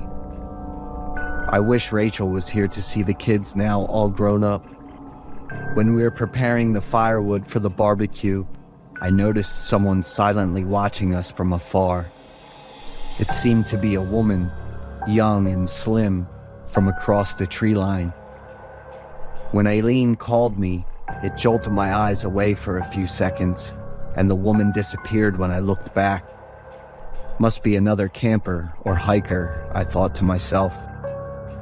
After the food was done, we got to the small dining table to eat. The 3 of us all pray for Rachel in heaven to be in peace. Throughout the dinner, I told the kids about Rachel, their mother, about the things we went through, the things that all 4 of us went through, like it had always been. Especially for Aileen, she didn't have much memories about her mom. In the corner of my eyes, I spotted that woman one more time. She's now getting closer, and I could see her clearly. I wasn't sure why, but this woman exuded a very familiar aura around her, Noticing me seeing her, the woman turned away. I stood straight up, feeling an urge to get closer to her. Then, I hit the table and jolted back to reality, much to the surprise of Jeff and Lana. "What's up, Dad?" they asked me. And in that split second, when I looked back, the woman's completely gone. I went back to the table, but couldn't get back to the stories anymore. The night temperature dropped sharply, this deep in the woods, forcing us to stay within the warmth of the cabin's walls, heated up by the flickering firewood. I decided to tell Jeffrey and Aileen about the woman I saw earlier. I think she was in distress, and I would help her if she really needed help. I felt she was very familiar. My 2 children were curious when they heard about that woman.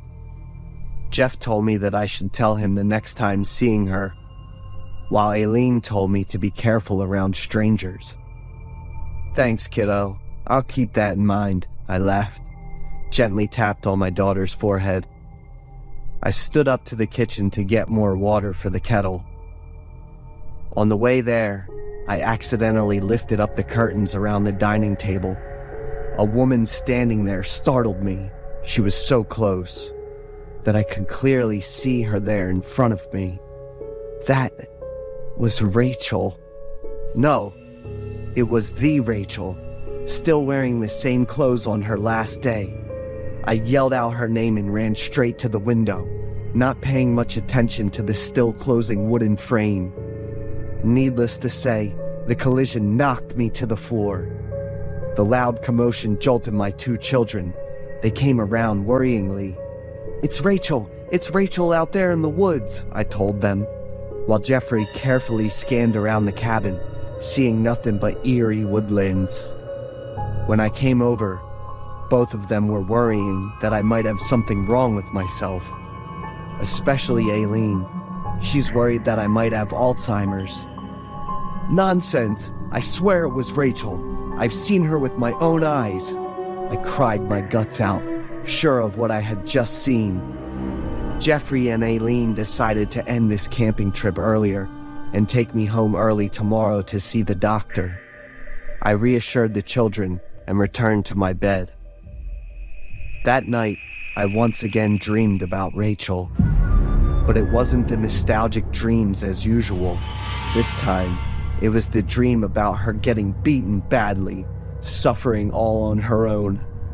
Rachel cried, asking why I didn't come there as promised.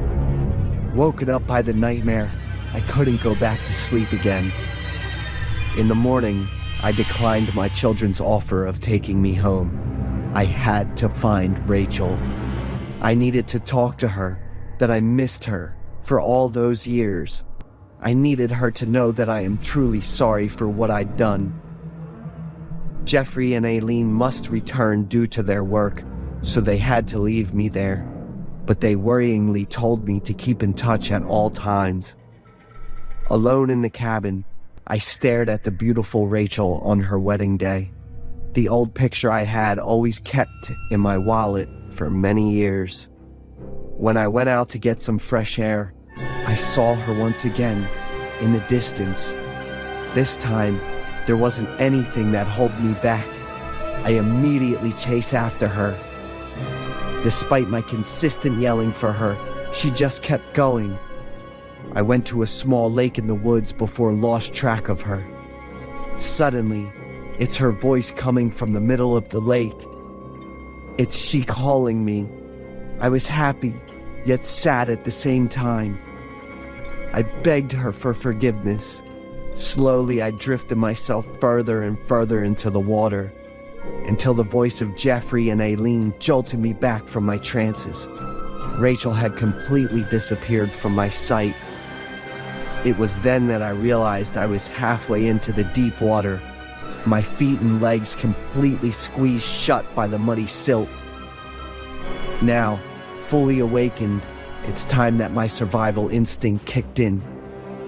Jeff and Aileen had called off their work for today, feeling worried in their guts. After dragging me ashore, My 2 children cried like the time they were kids. They were so afraid I did something foolish. It was at this moment I realized Rachel wasn't here anymore. She had left 20 years ago now. It's all in my head that I'd made up to cover for my desires to see her again and to have her forgive me. I almost let myself down in both my sorrow and this cold lake. I had to let the past go. It's all about the present for Jeffrey and Aileen. I went back home with my children. Right now, I was pretty content with my life. I have joined many senior clubs, making many new friends there. And in the corner of my mind, I believe Rachel had forgiven me long, long ago.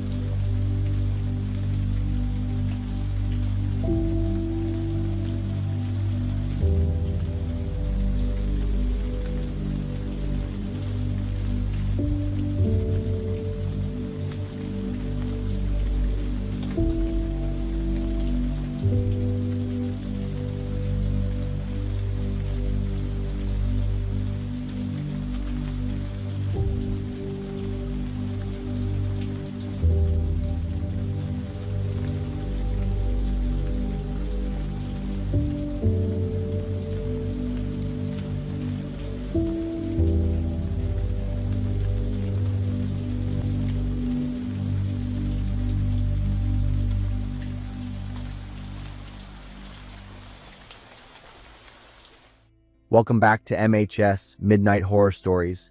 I know that many of you come to these videos as a gentle way to unwind before drifting off to sleep. So, before you close your eyes tonight, could I ask you for one small favor? Just leave me a quick interaction, a comment, a like, or maybe share where you're watching from and what time it is for you.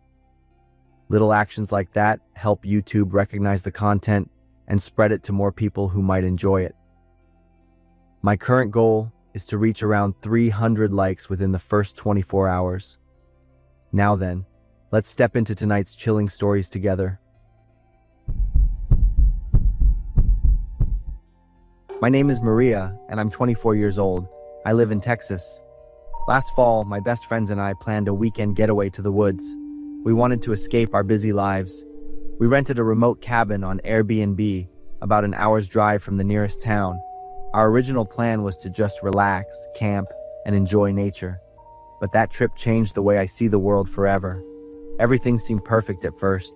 The cabin was beautiful, nestled among the trees. The sounds of nature were peaceful. It felt far from civilization, which was exactly what we wanted. The owner, a woman named Karen, was very nice. She greeted us warmly and showed us around. She had prepared everything perfectly. The cabin was spotless. The beds had fresh sheets, and the kitchen was fully stocked. Karen gave us a map of the area and suggestions for local sites. She even left us a plate of homemade cookies. But there was one room she didn't show us. She said it was a private room she used when she stayed there. We respected her privacy and didn't think much of it. That night, I woke up to the sound of someone walking around. I thought it was one of my friends looking for a midnight snack. But when I checked, they were all asleep. The kitchen was empty. I thought I was just imagining things and went back to bed. But then I heard the sound again. This time, I was sure it wasn't one of my friends. My heart was pounding. I grabbed my flashlight and walked carefully toward the kitchen. I saw a woman in a white dress standing in the middle of the room. She had long, flowing hair. I froze, unable to move or speak. The woman turned toward me. Her eyes were almost completely black. I screamed and ran back to my room, waking up my friends. They thought I was sleepwalking, but I knew what I had seen. After I calmed down, I slept with one of my friends so I wouldn't be as scared. The next day, we tried to forget what happened and enjoy our weekend, but things only got worse. We started hearing strange noises throughout the cabin. It sounded like someone was moving in other rooms or whispering in our ears. Doors opened and closed on their own, and things were moved from where we left them. Something was clearly wrong with the cabin, but we didn't want to leave. We had paid a lot of money for this trip. We didn't want to waste it. That was a mistake we would soon regret. On the fourth night, we were all sitting by the fireplace trying to relax. We heard a knock at the door. It was Karen, our host. She looked scared and panicked. She told us the cabin was cursed. It was built on sacred land where a tragedy had happened years ago. A family had been murdered in the woods, and their spirits haunted the land. She begged us to leave right away. She told us to pack up and go home the next morning. She said she couldn't let us stay another night. We were confused by Karen's behavior, but we saw the fear in her eyes and decided to trust her. That night, Karen slept over. We all slept together, but we were woken up by a scream. It was Karen, and she was in the next room. We rushed into the room. The air was filled with the smell of mold and rot. Dusty old portraits stared down at us from the walls. The windows were covered with thick curtains, making the room feel like a dark pit. Karen was lying unconscious on the floor. An X was carved into her forehead. We knew we had to leave. We grabbed our things and ran out of the cabin. We didn't look back until we were far away. One of my friends insisted we call the police and report everything. Karen's story and what had happened to her really got to me. I started to believe that spirits might actually exist. I couldn't forget the figure I had seen in the kitchen. The police investigated the cabin. They found evidence of a cult's presence, including strange symbols carved into the walls. But what we found out next was a true shock. Karen had been a member of the cult. she had a change of heart and betrayed them, trying to escape the group. When the cult found out, they planned to come to the cabin the next night to punish her. Karen found out about their plan. That's why she was so panicked and begged us to leave. She didn't want us to get caught up in the danger, but they still found her. The cult punished Karen by carving the strange mark onto her forehead. It was a warning to others who might go against them. The information from the police made us all feel confused and guilty.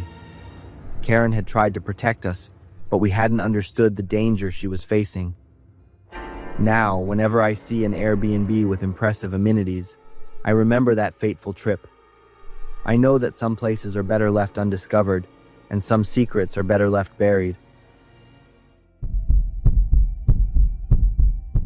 My name is Jen, and I'm in my early 40s.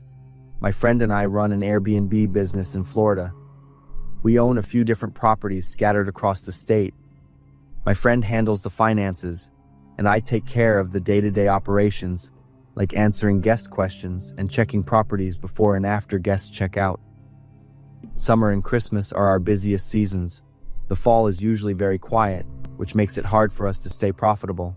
But last fall was an exception. One of our properties in the Panhandle was booked for 3 weeks. It was a huge booking for us. We were overjoyed. We always try to create the best possible experience to make a good impression and encourage guests to return. Most Airbnb rentals are contact-free, which became even more common after the pandemic. Because of this, we didn't meet the guests even once during their 3-week stay. All we knew was that one of the 2 guests, named Alice, had paid for everything. I messaged Alice to ask if everything was okay during their 2nd week, and I got a short reply. Fine, thanks.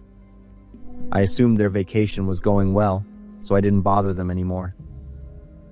When the 3 weeks were over, I went to the apartment to check it. Something was wrong when I tried to open the door. It seemed like it was being blocked from the inside. I had to give it a few strong pushes to get in. I saw that someone had stacked chairs against the door, probably to slow down the opening, rather than to lock it completely.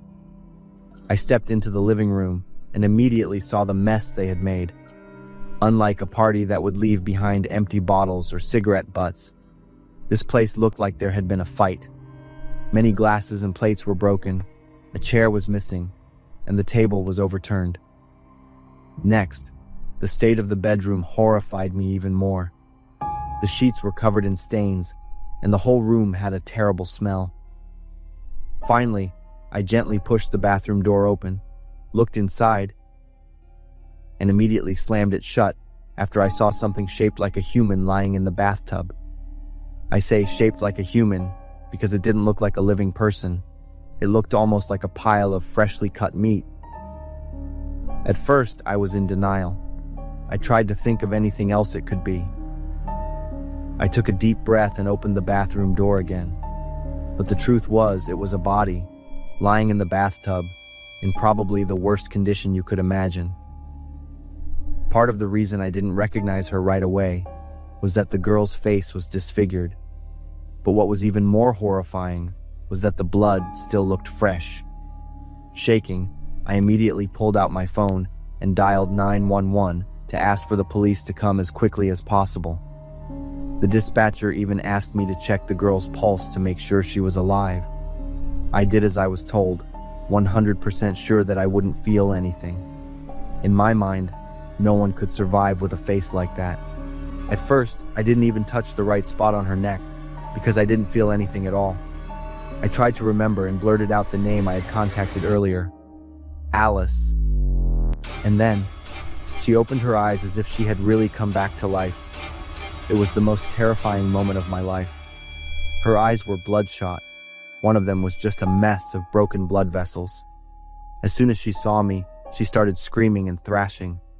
It scared me so much that I ran out of the apartment, screaming into the phone, "She's alive! She's alive!" The dispatcher told me to make sure the girl was calm and to stay on the scene. When I came back, the girl was half naked, slumped in the hallway outside the apartment, and she was sobbing. I told her to stay there and that the ambulance was on its way. All she did was cry. When the paramedics arrived, I learned the reason she didn't run away after she woke up and screamed. It was because she actually couldn't move anymore. The paramedics had to use a stretcher to get her into the ambulance. After she was taken to the hospital, the police asked me not to go into the apartment so the forensic team could do their work.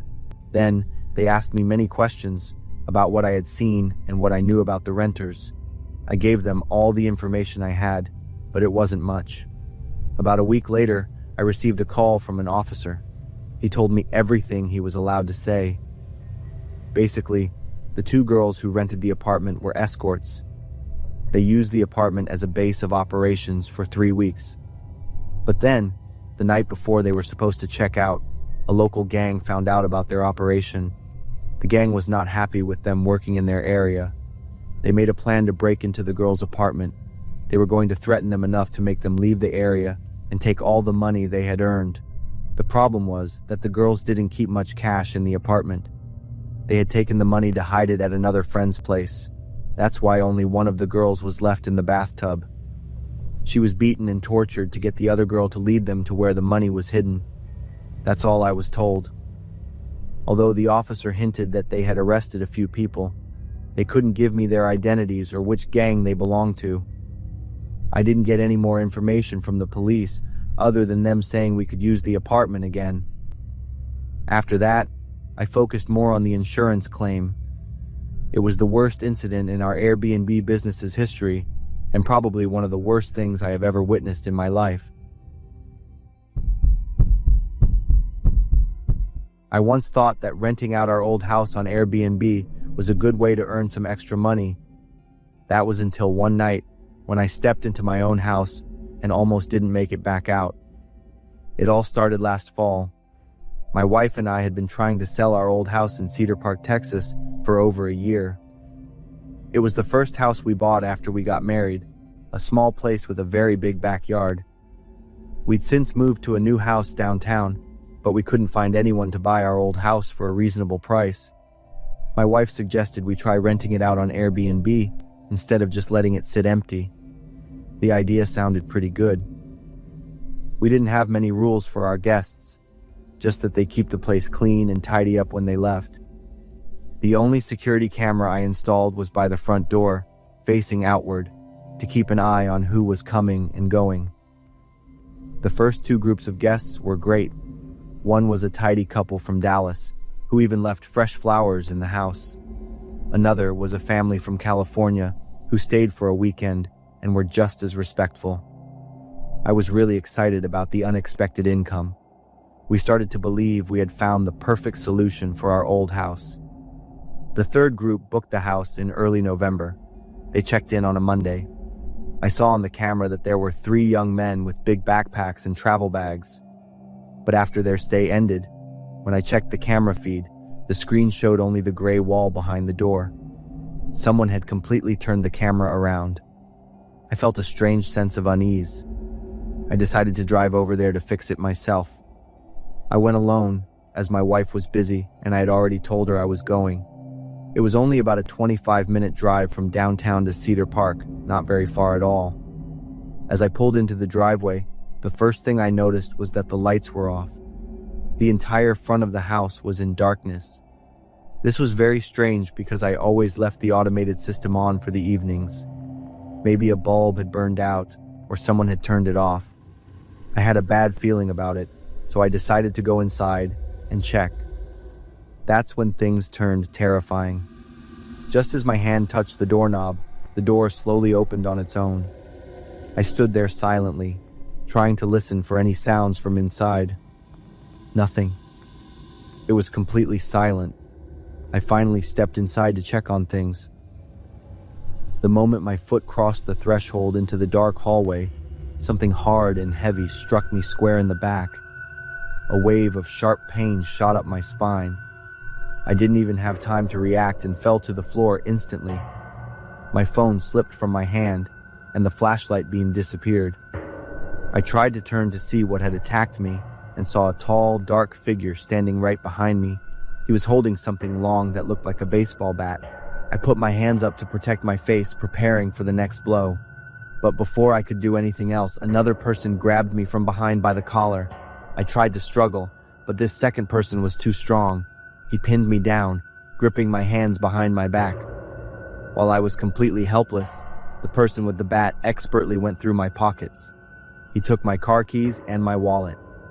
After they had taken everything of value, the man holding me started to loosen his grip. I thought they had what they wanted and were going to let me go.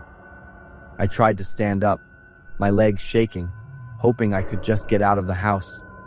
But as soon as I was on my feet, the bat came down with a powerful blow to the side of my head. I felt something warm and wet run down my forehead and into my eyes, blurring my vision.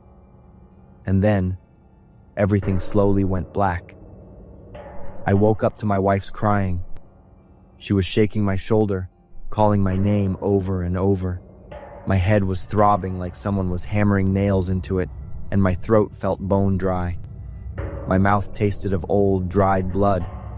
I tried to sit up but felt dizzy, and the room was spinning. My wife had been worried sick when she got home from work and I wasn't there. I looked outside, and my car was gone. They had stolen it.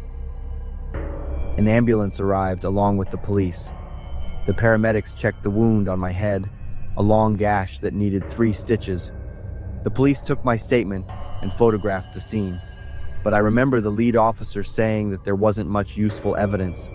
There were no witnesses, and no other cameras in the area had caught anything. My house camera had been turned around. My car still hasn't been found, even though the police checked traffic cameras all around. After that, we took the Airbnb listing down and called a realtor to sell the house right away. My wife suggested we lower the price to sell it faster, and I agreed without a moment's hesitation. 2 months later, we sold the house. Even though we got a very low price for it, we had no regrets. Some things are worth much more than money. I still regularly contact the police to ask about the case. I don't have much hope of getting my stolen things back. My biggest wish is that those people will face proper punishment and that this won't happen to anyone else. I am Maya, 18 years old, a gymnast currently enrolled in the advanced training program at the University of Texas at Austin. My dream is to shine on the international stage, achieving great accomplishments to showcase my talent and determination. My friends and I go through intense study and training sessions, spending most of our time in class and then returning to the dorms to rest. Sometimes I visit my family on the weekends. My dorm room has 4 people, all of whom are in the same class, and I am closest to Nicole.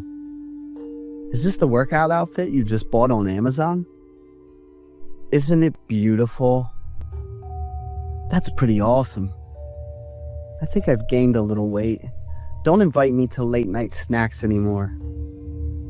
Those are some casual chats between Nicole and me on the way to that fateful afternoon training session. We will be taught a new move, the vault. When we entered the class, the coach was already waiting for us, Coach Mandy, a very strict and tough coach. But I really enjoy her classes, and it was Coach Mandy who gave me a lot of strength to overcome the difficult phases in pursuing this sport. Pay attention, everyone.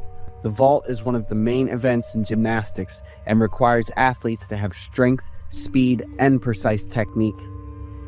In the vault, the athlete performs a series of quick movements, starting with a run-up, a jump onto the vaulting horse, and executes aerial moves before landing on the mat. Wait a minute. The landing mat. Suddenly, Coach Mandy stopped her lecture, muttering to herself as she walked toward the landing mat. The sound of the zipper on the mat was pulled tightly, and all of us turned our gaze toward her in silence. All right, let's start the training session. Coach Mandy demonstrated to show us the process and the techniques required to perform the vault. Indeed, she was a coach who had won international gold medals. Every move she made left us mesmerized. We applauded in admiration for our coach. Maya, she called my name. You're first. I was a little nervous, took a deep breath, and then executed a smooth and precise run-up, jumped onto the vaulting horse, and performed the aerial moves. However, When I landed on the mat, I could clearly feel the wobble from the mat, and I fell. Coach Mandy looked at me and smiled gently. "It's okay. I believe you'll do better next time." "Devlin, you're next." Coach Mandy called Devlin, a friend of mine with excellent technique. However, Devlin also landed quite awkwardly, surprising the entire class. Coach Mandy still kept her smile, not commenting on anyone's technique, and called each of the 15 people in the class to take their turn. This kept happening repeatedly, and each person had jumped for the 7th time. Indeed, with each attempt, our technique became more stable, and we got more accustomed to the mat. "You're doing great," Coach Mandy smiled and clapped. We also clapped along with her, feeling quite uplifted by the praise from our coach. Suddenly, Nicole shouted loudly, startling me as I stood next to her. "Blood!" Nicole stammered, pointing towards the training mat. There was indeed blood, a lot of it, soaking a large area of the mat. We were all in shock, and one of the girls fainted from fear. Coach Mandy asked a few of the boys in the class to take the fainted girl to the school's infirmary, while the rest of us quickly returned to the dorms to rest, and the class ended early. Only a few of the boys quickly followed her instructions, while Nicole, the others, and I remained standing frozen on the ground. "Don't you hear what I'm saying?" Coach Mandy's voice made Nicole and a few others burst into tears. Nicole hurriedly grabbed my hand and led me away. Back in the room, we were confused and discussed a lot about the strange occurrence that had just happened. "It'll be fine. I don't think it's anything serious," I reassured my friends, though in reality, I was extremely confused. The image of the blood-soaked mat haunted me and my classmates, but we all remained silent. Our focus on studying declined due to the confusion, worry, and a sense of foreboding and something bad about to happen. Every night, Nicole would have nightmares. She would talk in her sleep, cry, or even scream. Nicole's parents had requested permission for her to take a few days off from school to go home and rest.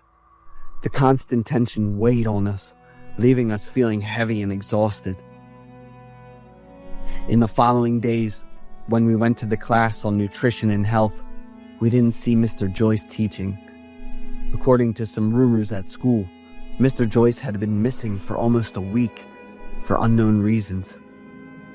Another training session with Coach Mandy took place, according to the schedule.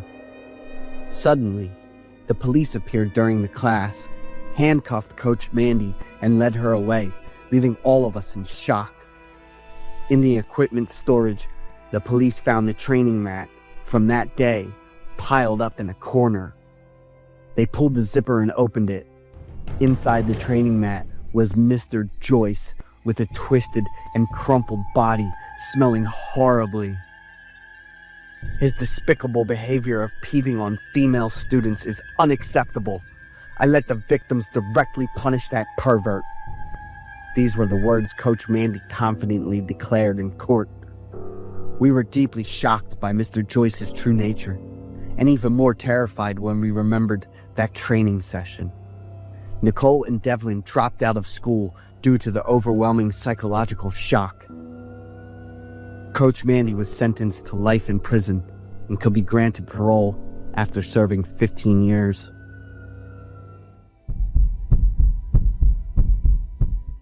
I was once paid a huge sum of money to keep quiet about something. The case once caused a stir throughout the entire state, but as the years have passed, it has gradually cooled down. Nobody has been able to find or gather any information about me through this Reddit account either, so I decided to share my story in the hope of easing some of the burden in my heart. It was a winter night 2 years ago. I'm walking home after spending 2 full days enjoying myself with all my energy and mind at my best friend's house. The reason I chose to walk home at that time is something I'm not sure about. At that time, I wasn't completely sober, from the alcohol, and my steps were still unsteady. And then I took a wrong turn, as if it were fate's design, leading me to a different direction in life. Standing in the middle of the deserted street, I widened my eyes, hoping that I would recognize where I was. But the more I looked, the more everything seemed unfamiliar. How could I not know this road, even though I have lived here for nearly 8 years? Seeing a car parked not far away with its lights still on, I decided to run over and ask for directions. From the car, a huge white bear stepped out. To be precise, it was a person wearing a bear mascot costume. The white bear walked over to the passenger seat, opened the car door, and roughly grabbed the girl by her hair, dragging her out of the car. At first, I found it quite amusing, guessing that someone was recording a funny video, since that trend was popular at the time. The girl tried to get up and run away, but she was quickly grabbed by the white bear and was struck repeatedly with powerful slaps. Without stopping, as the girl crumbled to the ground, the white bear pulled out a gun and pointed it straight at her head. If you want to die, It was a man gritting his teeth and speaking in a harsh tone. The man continued to use a rope to tie her hands and feet, then shoved her into the trunk of the car and firmly shut it. Under the influence of alcohol, I laughed in delight and clapped, walking over to the man. "That was quite a performance, buddy." He immediately moved towards me, the gun aimed at my forehead. At this moment, I was skeptical about what was happening, not daring to move, raising both hands in a surrendering gesture. The man pulled out his phone, turned on the flashlight, and shone it directly into my face, illuminating every detail. consider this as if you don't know anything, all right? I nodded. All I could observe from him were his eyes with two different colors, brown and blue. The man shoved me hard, causing me to fall to the ground, and then turned away and left. "She won't die, right?" I got up and asked him with a bravery I didn't quite understand where it came from. The man turned back and looked at me with a displeased expression before driving away. I wandered for a while and found a convenience store where I drank a few sips of cold water to wake myself up. Looking back on what just happened, I still can't tell if it was a dream or reality. The next morning, I woke up to find it past noon. My whole body was sore, and I could still feel the effects of the alcohol. I turned on the TV while having my meal, and the news reported information and images about the disappearance of a young girl. Remembering the incident I witnessed the night before, I was now sober enough to reflect on everything. I quickly grabbed my phone with the intention of reporting to the police, but noticed the money added to my account 8 hours ago. "Remember what I told you." I hesitated, afraid of the consequences, as the man had clearly found out about me. I struggled for a long time. The money had shaken my resolve. I know that it is truly despicable and abhorrent. I followed every news update about the missing girl. There were no traces left, and no body was found, so she might still be alive. I have been living in torment and fear all this time. I sent the money I received to children's and animal rescue organizations. But hiding a dark secret has never been easy or lighthearted. It has greatly affected my life. Yesterday, while walking down the street with a friend, I came across a man with two different colored eyes, one blue and one brown. His gloomy and cold gaze seemed to fixate on me. A flurry of thoughts raced through my mind, and I could no longer hear any sounds. My face turned pale, and I could feel my mouth going dry as I was breathing heavily. When I got home, I picked up the phone to dial the police, but when the operator's voice came on, my throat went dry. What should I say? And how do I explain it to them so they understand? I am very scared, feeling helpless and desperate about my own stupidity and cowardice. Is my silence the right action? Or is it a selfish act that deserves to be punished and paid for?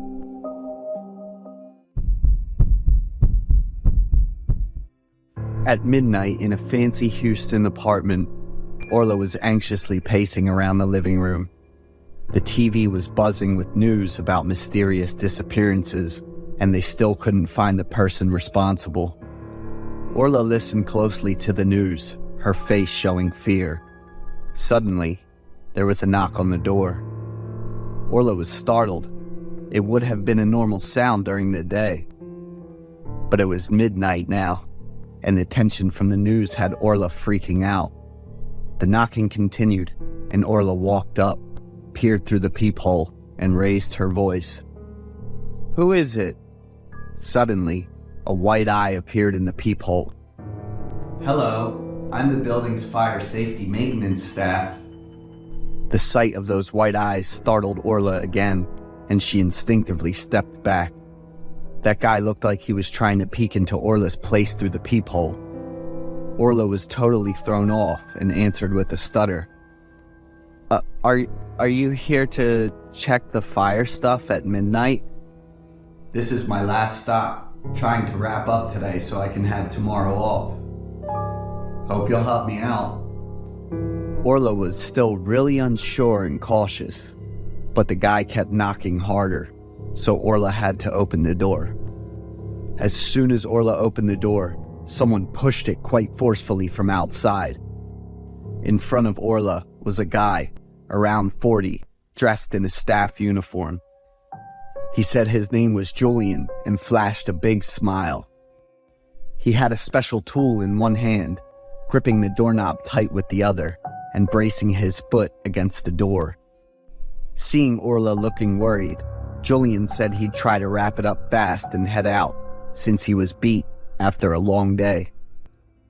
Orla stepped aside to let Julian come in. Getting inside, Julian didn't get to work right away.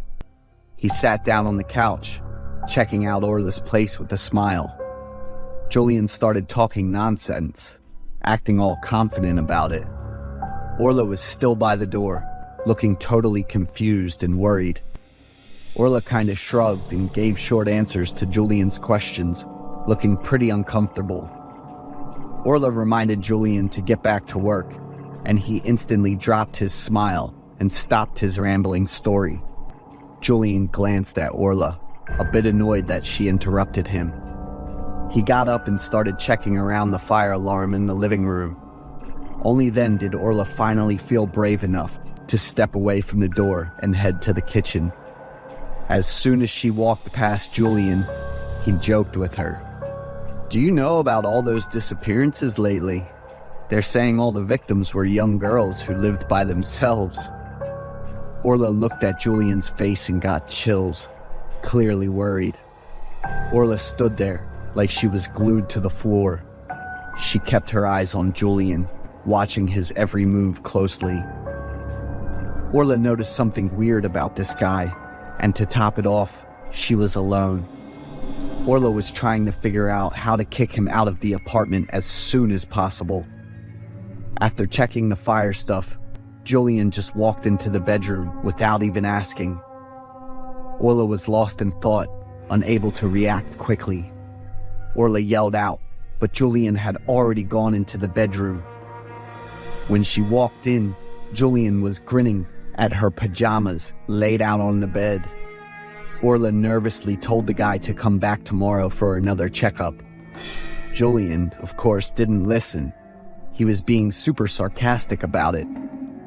"You shouldn't be alone, sweetheart. It's not safe." After saying that, Julian went into the bathroom chuckling to himself. Orla immediately dashed to grab a stun baton from the drawer, turned off all the lights in the house, and stood by the bathroom door. Julian didn't react one bit. With the stun baton in her hand, Orla could hear her heart pounding loudly in the eerie silence. Julian bolted out of the bathroom. He used his strength to overpower Orla and pin her down. Julian tossed the baton aside, but Orla was hell-bent on fighting back, no matter what. Julian ripped Orla's shirt, intending to assault her. His smile made Orla feel sickened.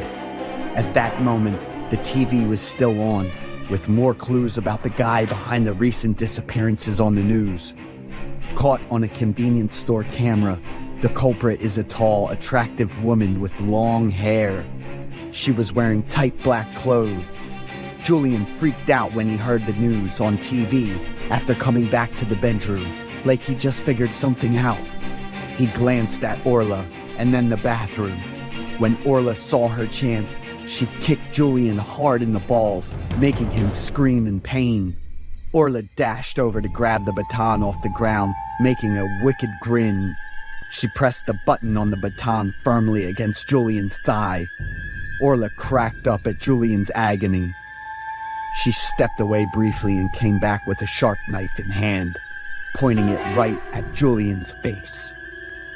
Turns out, Orla's the one behind the disappearances. In the bathroom, Julian spotted the outfit she always wore when she was up to no good. Getting caught by camera, she's been glued to the news, feeling all worried and unsure. Even though Julian kinda knew Orla's true self, he couldn't resist his desires. Thinking he could totally get Orla to give in, he didn't split right away, but wanted to mess with her a bit first.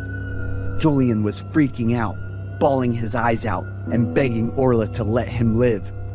But with the icy heart of a killer, Orla's answer was a flat-out no.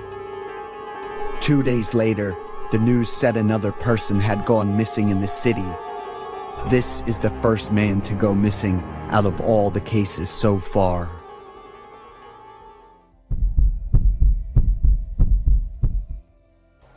I'm Lisa, living alone in a comfortable apartment in Seattle, Washington, USA. 1 week, I signed up to work overtime at the company until late at night. I remember it was Tuesday. I lazily left the office at nearly 10 p.m. When we got down to the parking garage, the air was cold and gloomy, with only a few cars parked overnight. I approached my parking spot, panicked when I saw the car had a black skull painted on it. I went home, frustration lingering within me all night. The next morning, I asked the security guard to review the security camera in the parking garage. I want to know the bastard who did the trick. But the camera quality was very low. Only seeing a black shadow, I parked the car in quite a dark location. I had to swallow my anger and let him go. That evening, I still got off work late like the day before. Learning from experience, this time I parked the car near the camera. I carefully went around to check, seeing that the car was still intact. I felt secure in opening the door and sitting in. Suddenly, there were clicking sounds followed by savage laughter. It echoed in the quiet night space of the car tunnel. Startled, I grabbed the steering wheel tightly. A few seconds later, the laughter stopped, and I took a moment to calm down. Even though I'm a woman, I'm a rather brave one, and I don't believe in ghost stories. Slowly opening the door and getting out of the car, I looked around. The clicking sound rang out again. I concentrated on listening, slowly sat down and looked under the car. What caught my eye was that wrinkled face, that creepy smile, and that savage laugh. I pulled out a devil toy. It was probably made on Halloween. "Who the hell is doing this?" I muttered angrily. I walked around the parking area but couldn't find the vandal. That silly thing took me a lot of time. It was already 12 o'clock when I got home. The next morning, I went to work late feeling tired and lethargic. My close colleague Evelyn asked me worriedly, "Are you okay, Lisa? Don't work too hard." Receiving a cup of coffee from Evelyn makes me feel more comfortable. Talking a little about Evelyn, she is Asian American. I love her beauty. "Don't tell me you're still working overtime tonight, right?" Evelyn asked. I smiled and nodded. She looked surprised and helpless, then left to go back to work. By 8 p.m. that night, I was exhausted. My mind couldn't work anymore. I decided to go home and rest early. Going down to the basement, heading towards the parking lot, I heard someone mumbling. The closer I got to where I parked, the clearer the whisper became. I could hear the content of what that person said were scary curses. Walking faster, my heart pounded when I realized there was a figure standing next to my car. I ran over, but that person noticed and immediately ran away. He ran so fast I couldn't keep up and lost track of him. Returning to the parking lot, I was startled to discover a strange object. It was a small piece of yellow paper. Drawn on it were very strange characters. I guess they were charms. I've heard of witchcraft, but it's not really popular in America. I was so shocked. I couldn't believe I would fall into this terrible situation. On the drive home, I kept thinking about the talisman. I asked myself a lot of questions about myself and my relationships. That night was truly terrifying for me. I was half awake and half dreaming, always feeling like someone was lying next to me. A cold hand was placed on my arm. I was fully aware and felt but unable to react. I couldn't move. I couldn't speak. That cold hand gradually touched my neck and squeezed hard. I widened my eyes in fear, my body still stiff even though I tried to struggle. The hand squeezed even tighter. My neck hurt. I sat up, opened my mouth wide, and inhaled as much as I could. I'm using 2 hands, squeezing my neck tightly. I fell into a daze and sat like that all night. It wasn't until the next afternoon that I arrived at the company. I wore a silk scarf to cover the bruises on my neck. Looking around, I couldn't see Evelyn. I asked my colleagues. They said she had a serious car accident last night.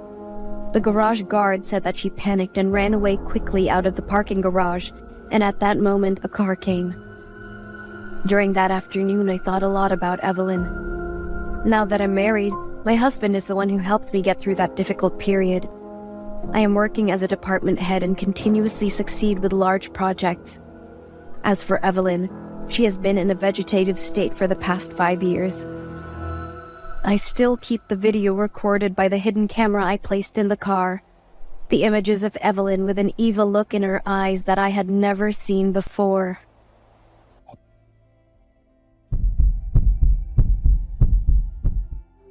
I used to be a criminal detective, familiar with chasing criminals through the dusty streets of New York.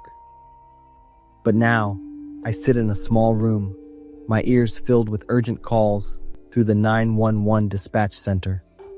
This is a punishment, or at least that's what my superiors call it. I made a mistake, a hasty arrest, and acting alone led to a case that wasn't fully solved. They sent me here to learn how to listen. 911, how can I help you? I pick up the phone, my voice monotonous after hours of non-stop calls. On the other end, a woman's voice hesitates.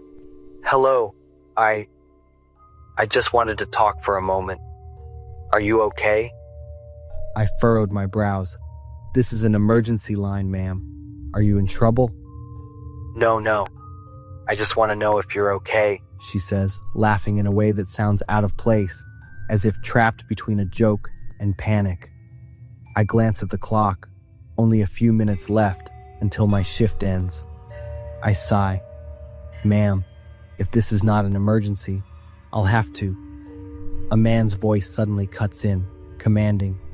Get in the car, quickly. I freeze. Are you in danger? Please answer yes or no. She chuckles as if I've said something absurd.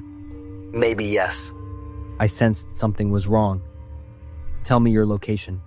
Do you see any street signs, shops, or anything?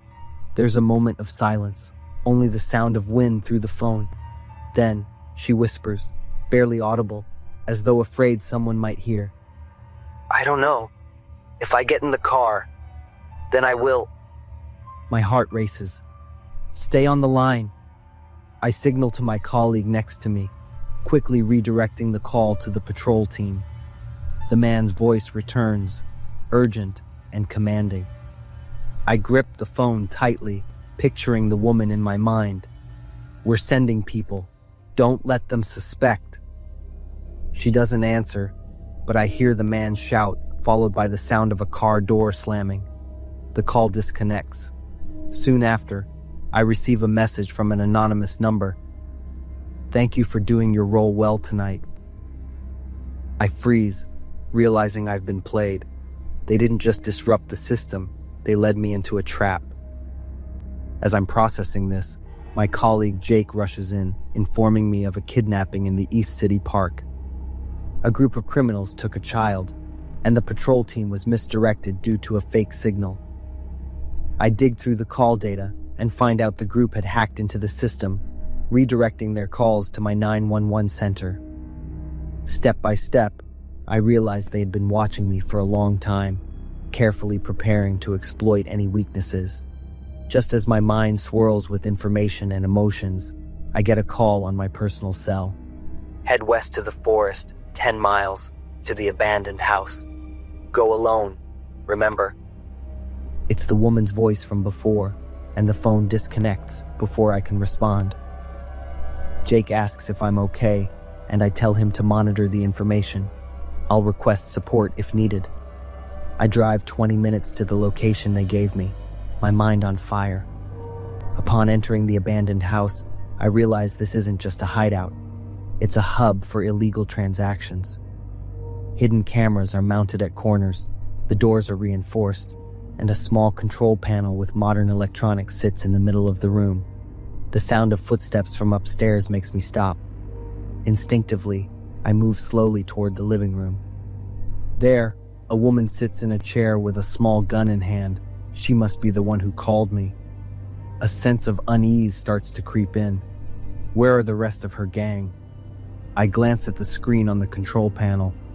The security camera feed shows clearly. 2 of her associates are upstairs, seemingly busy ransacking the place or preparing to escape. One is standing near a window, holding a phone, likely in contact with someone. My gut tells me there's not much time left. They'll quickly realize I'm here and find a way to stop me, even destroy me. In a sudden move, I throw the flashlight at the woman, distracting her. I rush forward, disarming her before she can open fire. From upstairs, the sound of hurried footsteps comes down. I hear a man's angry voice. "What's going on?" I drag the woman toward the door, using her as a shield as the 2 other men charge down the stairs. They freeze when they see her subdued.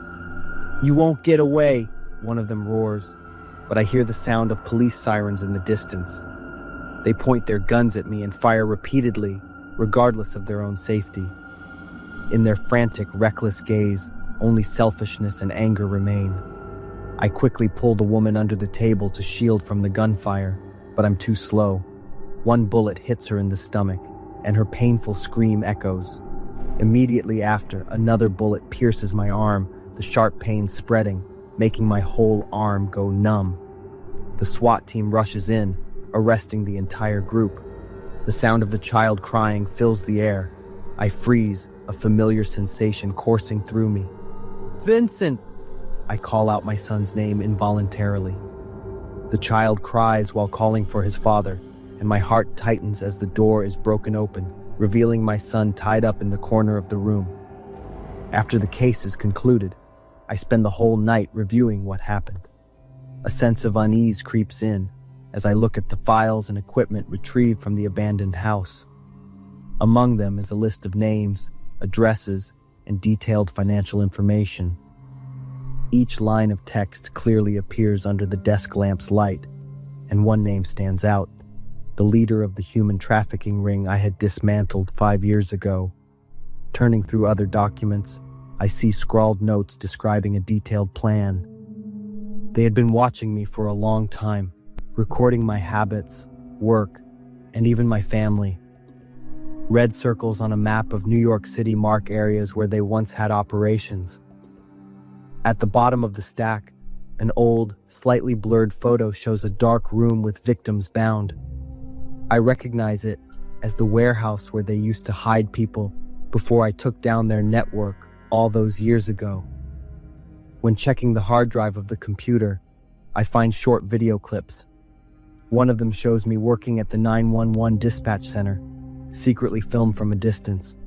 Another video records my family at a park. Details slowly reveal the full picture. They are remnants of the case I once handled. The woman, Marlene, is the mastermind who took over after her late husband's death.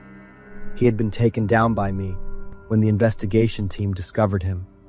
This plan not only aims to continue their illegal activities, but is also a way to get revenge on me.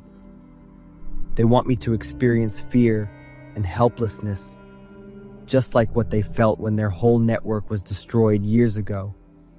Even though the case is over, the haunting never lets go. The images in the files, the woman's eyes as she was restrained, and the child's screams still echo in my head every night.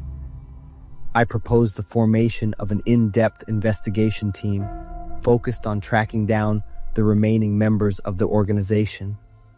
Though I know this fight won't be easy, I feel a stronger resolve than ever. I must end this threat once and for all. I am Bree, 32 years old, and I have a small family with my husband Charles and our 5-year-old daughter Ashley. My family lives in Houston, the largest and most bustling city in Texas. I used to think I was lucky because I had everything that any woman could ever wish for, until it was December 3 years ago, the most beautiful time of the year. The streets of Houston were adorned with the beauty of winter. The roadside cafes emitted a strong, inviting aroma. Christmas trees sparkled, and the decorations were lit up in a variety of colors. A vibrant and lively picture, bringing a warm feeling amidst the cold atmosphere. The whole city was immersed in joy as people exchanged well wishes, ready to welcome a new year full of hope and blessings. My family was immersed in the festive atmosphere, and we decided to go shopping at Sam's Club, one of our family's favorite spots. As we entered the store, the sparkling lights and Christmas decorations everywhere made the atmosphere even more lively. My daughter held my hand tightly, her eyes lighting up as she saw the large gift boxes and the sparkling Christmas tree. My husband happily selected the items we needed for the family, occasionally turning around to smile at me and our daughter. We split up to browse the aisles, looking for decorations to beautify our home and finding surprise gifts for each other. Ashley was happy to choose a gift that she loved. Once we had bought all the necessary items, my daughter and I went to the checkout area to wait for Charles. But nearly 20 minutes had passed, and he still hadn't shown up. I called Charles several times on my phone, but he didn't answer. We patiently waited for another 20 minutes, but my daughter and I began to get anxious. It was time for me to start preparing dinner, and Ashley was getting frustrated and starting to cry. I had to ask the customer service to make an announcement over the loudspeaker to help find Charles. After a few minutes, he appeared with 2 shopping carts, one filled with colorful gifts and sweets. The other cart was filled with items like a chainsaw, bleach, soap, and deodorant spray. I was surprised and asked Charles the purpose of buying these items. My husband, looking tired, said that he wanted to repair a few windows and the door in the basement. I was even more surprised because Charles had never shown interest in or done tasks like that before. He would rather spend the money to hire a repair team to come to the house and use that time to be with our daughter or play sports. But I didn't worry much anymore. Charles knowing how to take care of the house was a good thing. It took us quite a while to bring everything we bought back home. That evening, I suggested ordering takeout since it was getting late, but Charles said he wanted to have grilled meat. Although I explained that grilling meat would take a lot of time to prepare, Charles still wanted to have his favorite dish made by me. I was convinced and quickly started cooking. Charles said he would take the opportunity to repair the basement door while waiting for dinner. I told my daughter to play in the living room or in areas where I could keep an eye on her. So our family of 3 each had a different task to do. I focused on cooking, occasionally hearing the faint sound of the chainsaw and the sound of my daughter singing to herself. The house was quickly filled with the aroma of the grilled meat. I called out loudly to announce that dinner was ready, but there was no response from my husband or daughter. I walked to the living room, then changed direction toward the stairs leading down to the basement, calling out for Charles and Ashley as I went. When I was just a few steps away from the first step of the stairs leading down, Charles suddenly rushed up from below, holding Ashley in his arms and shouting loudly, which startled me. Charles's face was covered in sweat, and his eyes were filled with worry, barely concealing his panic. Charles staggered, barely managing to stop at the top of the stairs, his body tensed, as if he were fleeing from something. Seeing my surprise, Charles seemed a bit flustered for a moment before he held up Ashley's hand. She had injured her finger, and there was quite a bit of blood. Charles and I hurriedly took her upstairs. After treating Ashley's wound, the whole family had dinner together. Charles explained that Ashley had followed him down to the basement, and he blamed himself for not keeping an eye on her. When Charles realized what had happened, he immediately took Ashley upstairs, but didn't hear my calls. "Mom, my hand doesn't hurt at all." Ashley turned to look at me with her innocent eyes. I smiled and gently kissed my daughter's bandaged hand. Charles told my daughter and me not to go down to the basement because it was messy and dangerous. I agreed, and then gave Ashley a thorough reminder. 2 days later was New Year's Day, and I happily prepared the traditional dishes for the special occasion. After finishing the repairs on the basement door and the windows in the house, Charles helped me clean up and decorate the dinner table. Since our family only had 3 people, everything was done quickly and efficiently. The dinner table was set warmly, and Charles expressed his gratitude for the care I always give to our little family. His wish for the new year was to have a 4th member join us. I was moved and hugged my husband. He pulled Ashley close, and we embraced each other tightly. Suddenly, Charles's phone rang, and he left to answer it.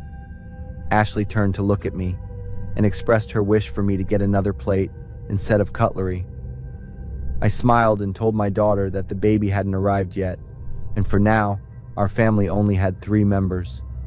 "No, Mom, there's also the lady in the basement. I saw Dad and her. Our family has 4 people."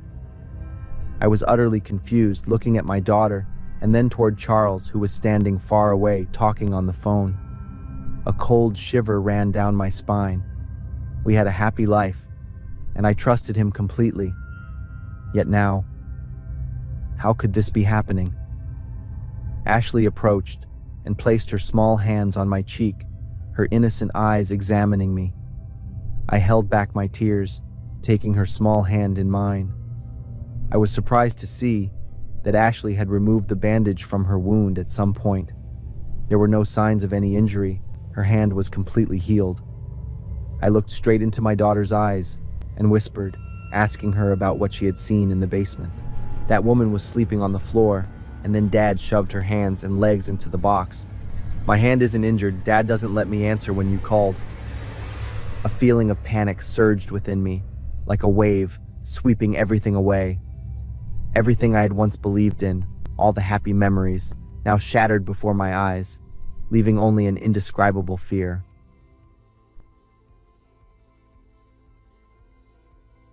Hearing Charles say goodbye to his business partner before hanging up, I quickly told Ashley that this would be our secret and she must not tell her father.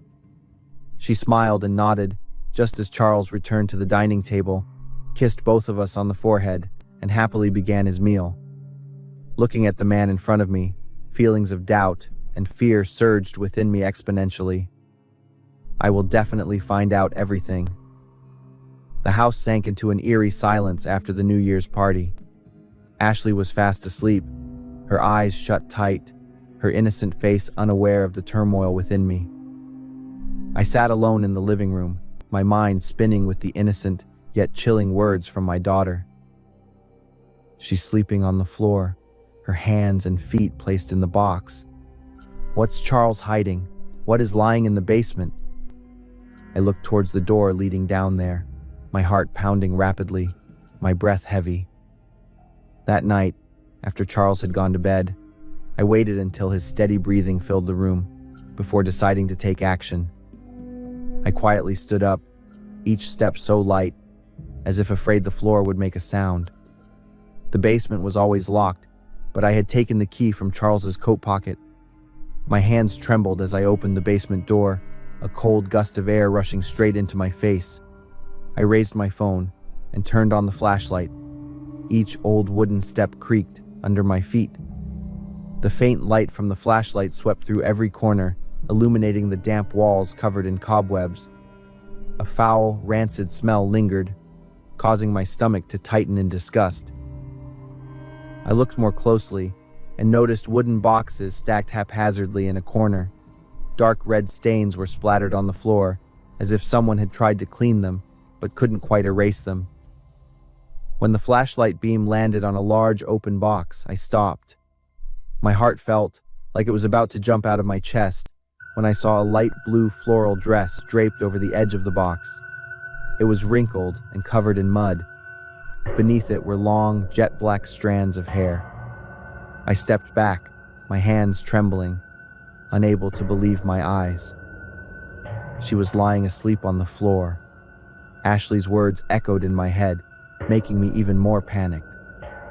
I forced myself to go back to the bedroom. That entire night I stayed awake, lying next to Charles, but my heart was filled with unfamiliarity and fear. The next morning, when Charles was getting ready to leave for work, I tried to act normal, but my eyes couldn't hide the daze. As soon as Charles closed the door and stepped outside, I immediately called the police. I had no other choice. The feeling of fear and doubt had become more than I could bear. The police arrived with the forensic team. The basement was quickly sealed off.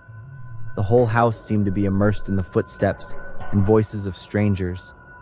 I held Ashley as she sat on the sofa, and she occasionally mumbled about her being in the basement. The police chief approached, his cold eyes staring at me. "Bree, we have found a body." I almost collapsed. The woman in Ashley's story was real. The police chief continued speaking, but every sound seemed to fade away in my mind. My whole body was numb, and my heart was pounding erratically. I looked at Ashley. She was holding a small doll tightly in her hand, her gaze still innocent, but her words now echoed in my mind. I was asked to stay in the living room while the police searched every corner of the basement. The sound of footsteps, the clinking of metal tools against the cold concrete floor, and the occasional heavy breathing echoed through the house. The smell of bleach wafting up from the basement made me feel nauseous, but I couldn't take my eyes off the door leading down to it. A little while later, a young police officer stepped up, his face pale. He exchanged a few whispered words with the police chief. His cold eyes were now fixed on me. "Ms. Bree, we need to ask you to come to the station for a statement." His voice was deep but firm. I nodded, my legs feeling like they had lost all sensation. I tried to keep Ashley close, the fear that she would be caught up in something terrible overwhelming me. As we were taken out of the house, the harsh sunlight highlighted the police cars with their flashing lights, and the neighbors stood in groups, pointing and gossiping. At the police station, I was seated in a small room. A female police officer gently asked me about my relationship with Charles, his recent habits, and anything unusual I had noticed. It turned out that everything I had once thought was happiness was just a perfect mask that Charles had built. Meanwhile, Charles was escorted into another interrogation room. They showed me the surveillance footage. He sat there, his head lowered, his face dotted with sweat, and his eyes like someone pushed to the brink. His first words were like a confession. He admitted to having an affair. Charles stated that a few months ago, when his business was facing difficulties, he sought out a young woman who worked at a bar to relieve his stress. At first, it was just secret meetings, but the relationship quickly spiraled out of control. The woman began demanding more, even threatening to expose the affair if he didn't comply. That night, in a drunken stupor and under the influence of drugs, Charles arranged to meet her at a hotel to settle everything. But the meeting turned into a heated argument. In the heat of the moment, Charles became a killer. When he realized what he had just done, he panicked, not knowing how to handle the situation. In that desperate situation, a disgusting thought arose. Charles decided to bring the body home, to destroy it by dividing it into parts and storing it in wooden boxes in the basement. Charles chose that place because he thought that neither I nor Ashley would ever go down there. But what he didn't expect was that Ashley had secretly followed him and witnessed everything. I cupped my face, a feeling of disgust overwhelming me, not just for Charles, but for myself as well, for having lived with such a person all these years. The memories that once seemed happy were now shrouded in a terrifying dark veil. Charles was arrested, then charged with first-degree murder, and faced a life sentence. The house, once my home, became the scene of a horrific crime, forever unable to be returned to. I decided to move in with my sister in another city to start a new life. Every evening, I sit beside Ashley, watching her face as she sleeps peacefully, telling myself that I will never let her remember what happened. But I knew well that no matter how far I ran, the darkness of the past would haunt me forever. The screams from underground. When I was 12, I heard a painful scream while I was sleeping. I told my parents and sister about it the next morning, but I was the only one who heard it. My parents thought I was just dreaming, and my sister freaked out and told me not to talk about stuff like that again. I was sure about how I felt, but then I just brushed it off. Then one night, I jolted awake because the door slammed shut. Before I could even figure out what was happening, I felt the bed shaking and something gripping me hard. It was my sister, Charity. I heard a woman crying. My sister was shaking. I didn't say anything, just listened. There was definitely a woman crying, quiet, but I could hear it. My sister and I just piled under the blankets, turned on our favorite cartoon to block out the crying, and ended up falling asleep without even realizing it. The next morning, my sister was freaked out and told my parents about it. She even backed me up that the screams I heard before could have been real. My parents exchanged serious looks and then turned to us, like, "Did you two pull any pranks last night?" "Mom, we were serious. How could we laugh in that situation?" my sister said, sounding pretty helpless. "So where'd the laughing and talking we heard yesterday come from?" Dad asked, and we all just stared at each other in shock. Dad quickly checked around the house and called the local police for help, but they didn't find anything weird. A few nights later, it was a mix of screams, crying, begging, and the scariest part, gunshots. My whole family ran out of the room, all of us with scared eyes, just looking at each other.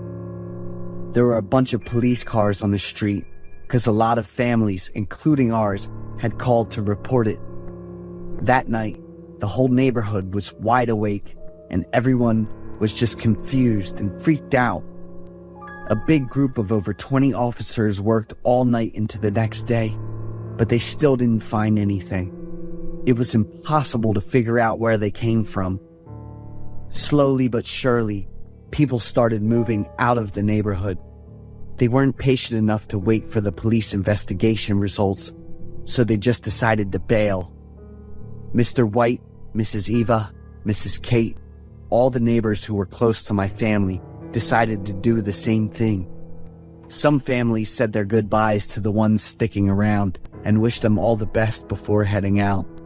But some families and single folks just vanished without a word. Just like that, my family's neighborhood went from a chill spot to a place filled with ghostly and creepy stories. That scary time lasted almost 6 months. A bunch of times, I used a tape recorder and set it up in the basement, because that's where I picked up the clearest sounds. It felt like it was coming from underground, I told my parents at dinner. One day, my next-door neighbor's mom came over to see me. She said she hadn't heard from her daughter in 2 weeks. We were all shocked. Everyone in the neighborhood thought she had just left, so nobody asked or even paid attention. The police looked into it and found out that 13 people were missing out of the 28 residents who were supposed to have left the neighborhood. The tension and confusion hit a whole new level. That same evening, I heard my sister's clear, heartbreaking screams coming from some unknown place. I immediately bolted out of my bedroom and ran to my sister's room, and my mom and dad were there at the same time. "Heather!" My mom yelled her name in a total panic. The room looked totally fine, except for the fact that my sister was missing. The government kicked off a big investigation. All the families still in the neighborhood were moved to a new place to make things easier for the police. Beneath our once nice street is a whole world of evil and demons. There's been a human and arms trafficking ring running for months with 33 victims. They're all young women between 16 and 23 and girls from 5 to 8. They only found 10 survivors who were alive and okay. No one knows where the other victims are, since the ringleader decided to take his own life as soon as he got caught. Everyone probably has their own thoughts about their tragic fate, but they just can't put it into words. My sister was lucky to come back unharmed, but the doctor said the psychological stuff she's dealing with is basically incurable. It's tough to wrap your head around the cruelty that some messed up people dish out to their own kind.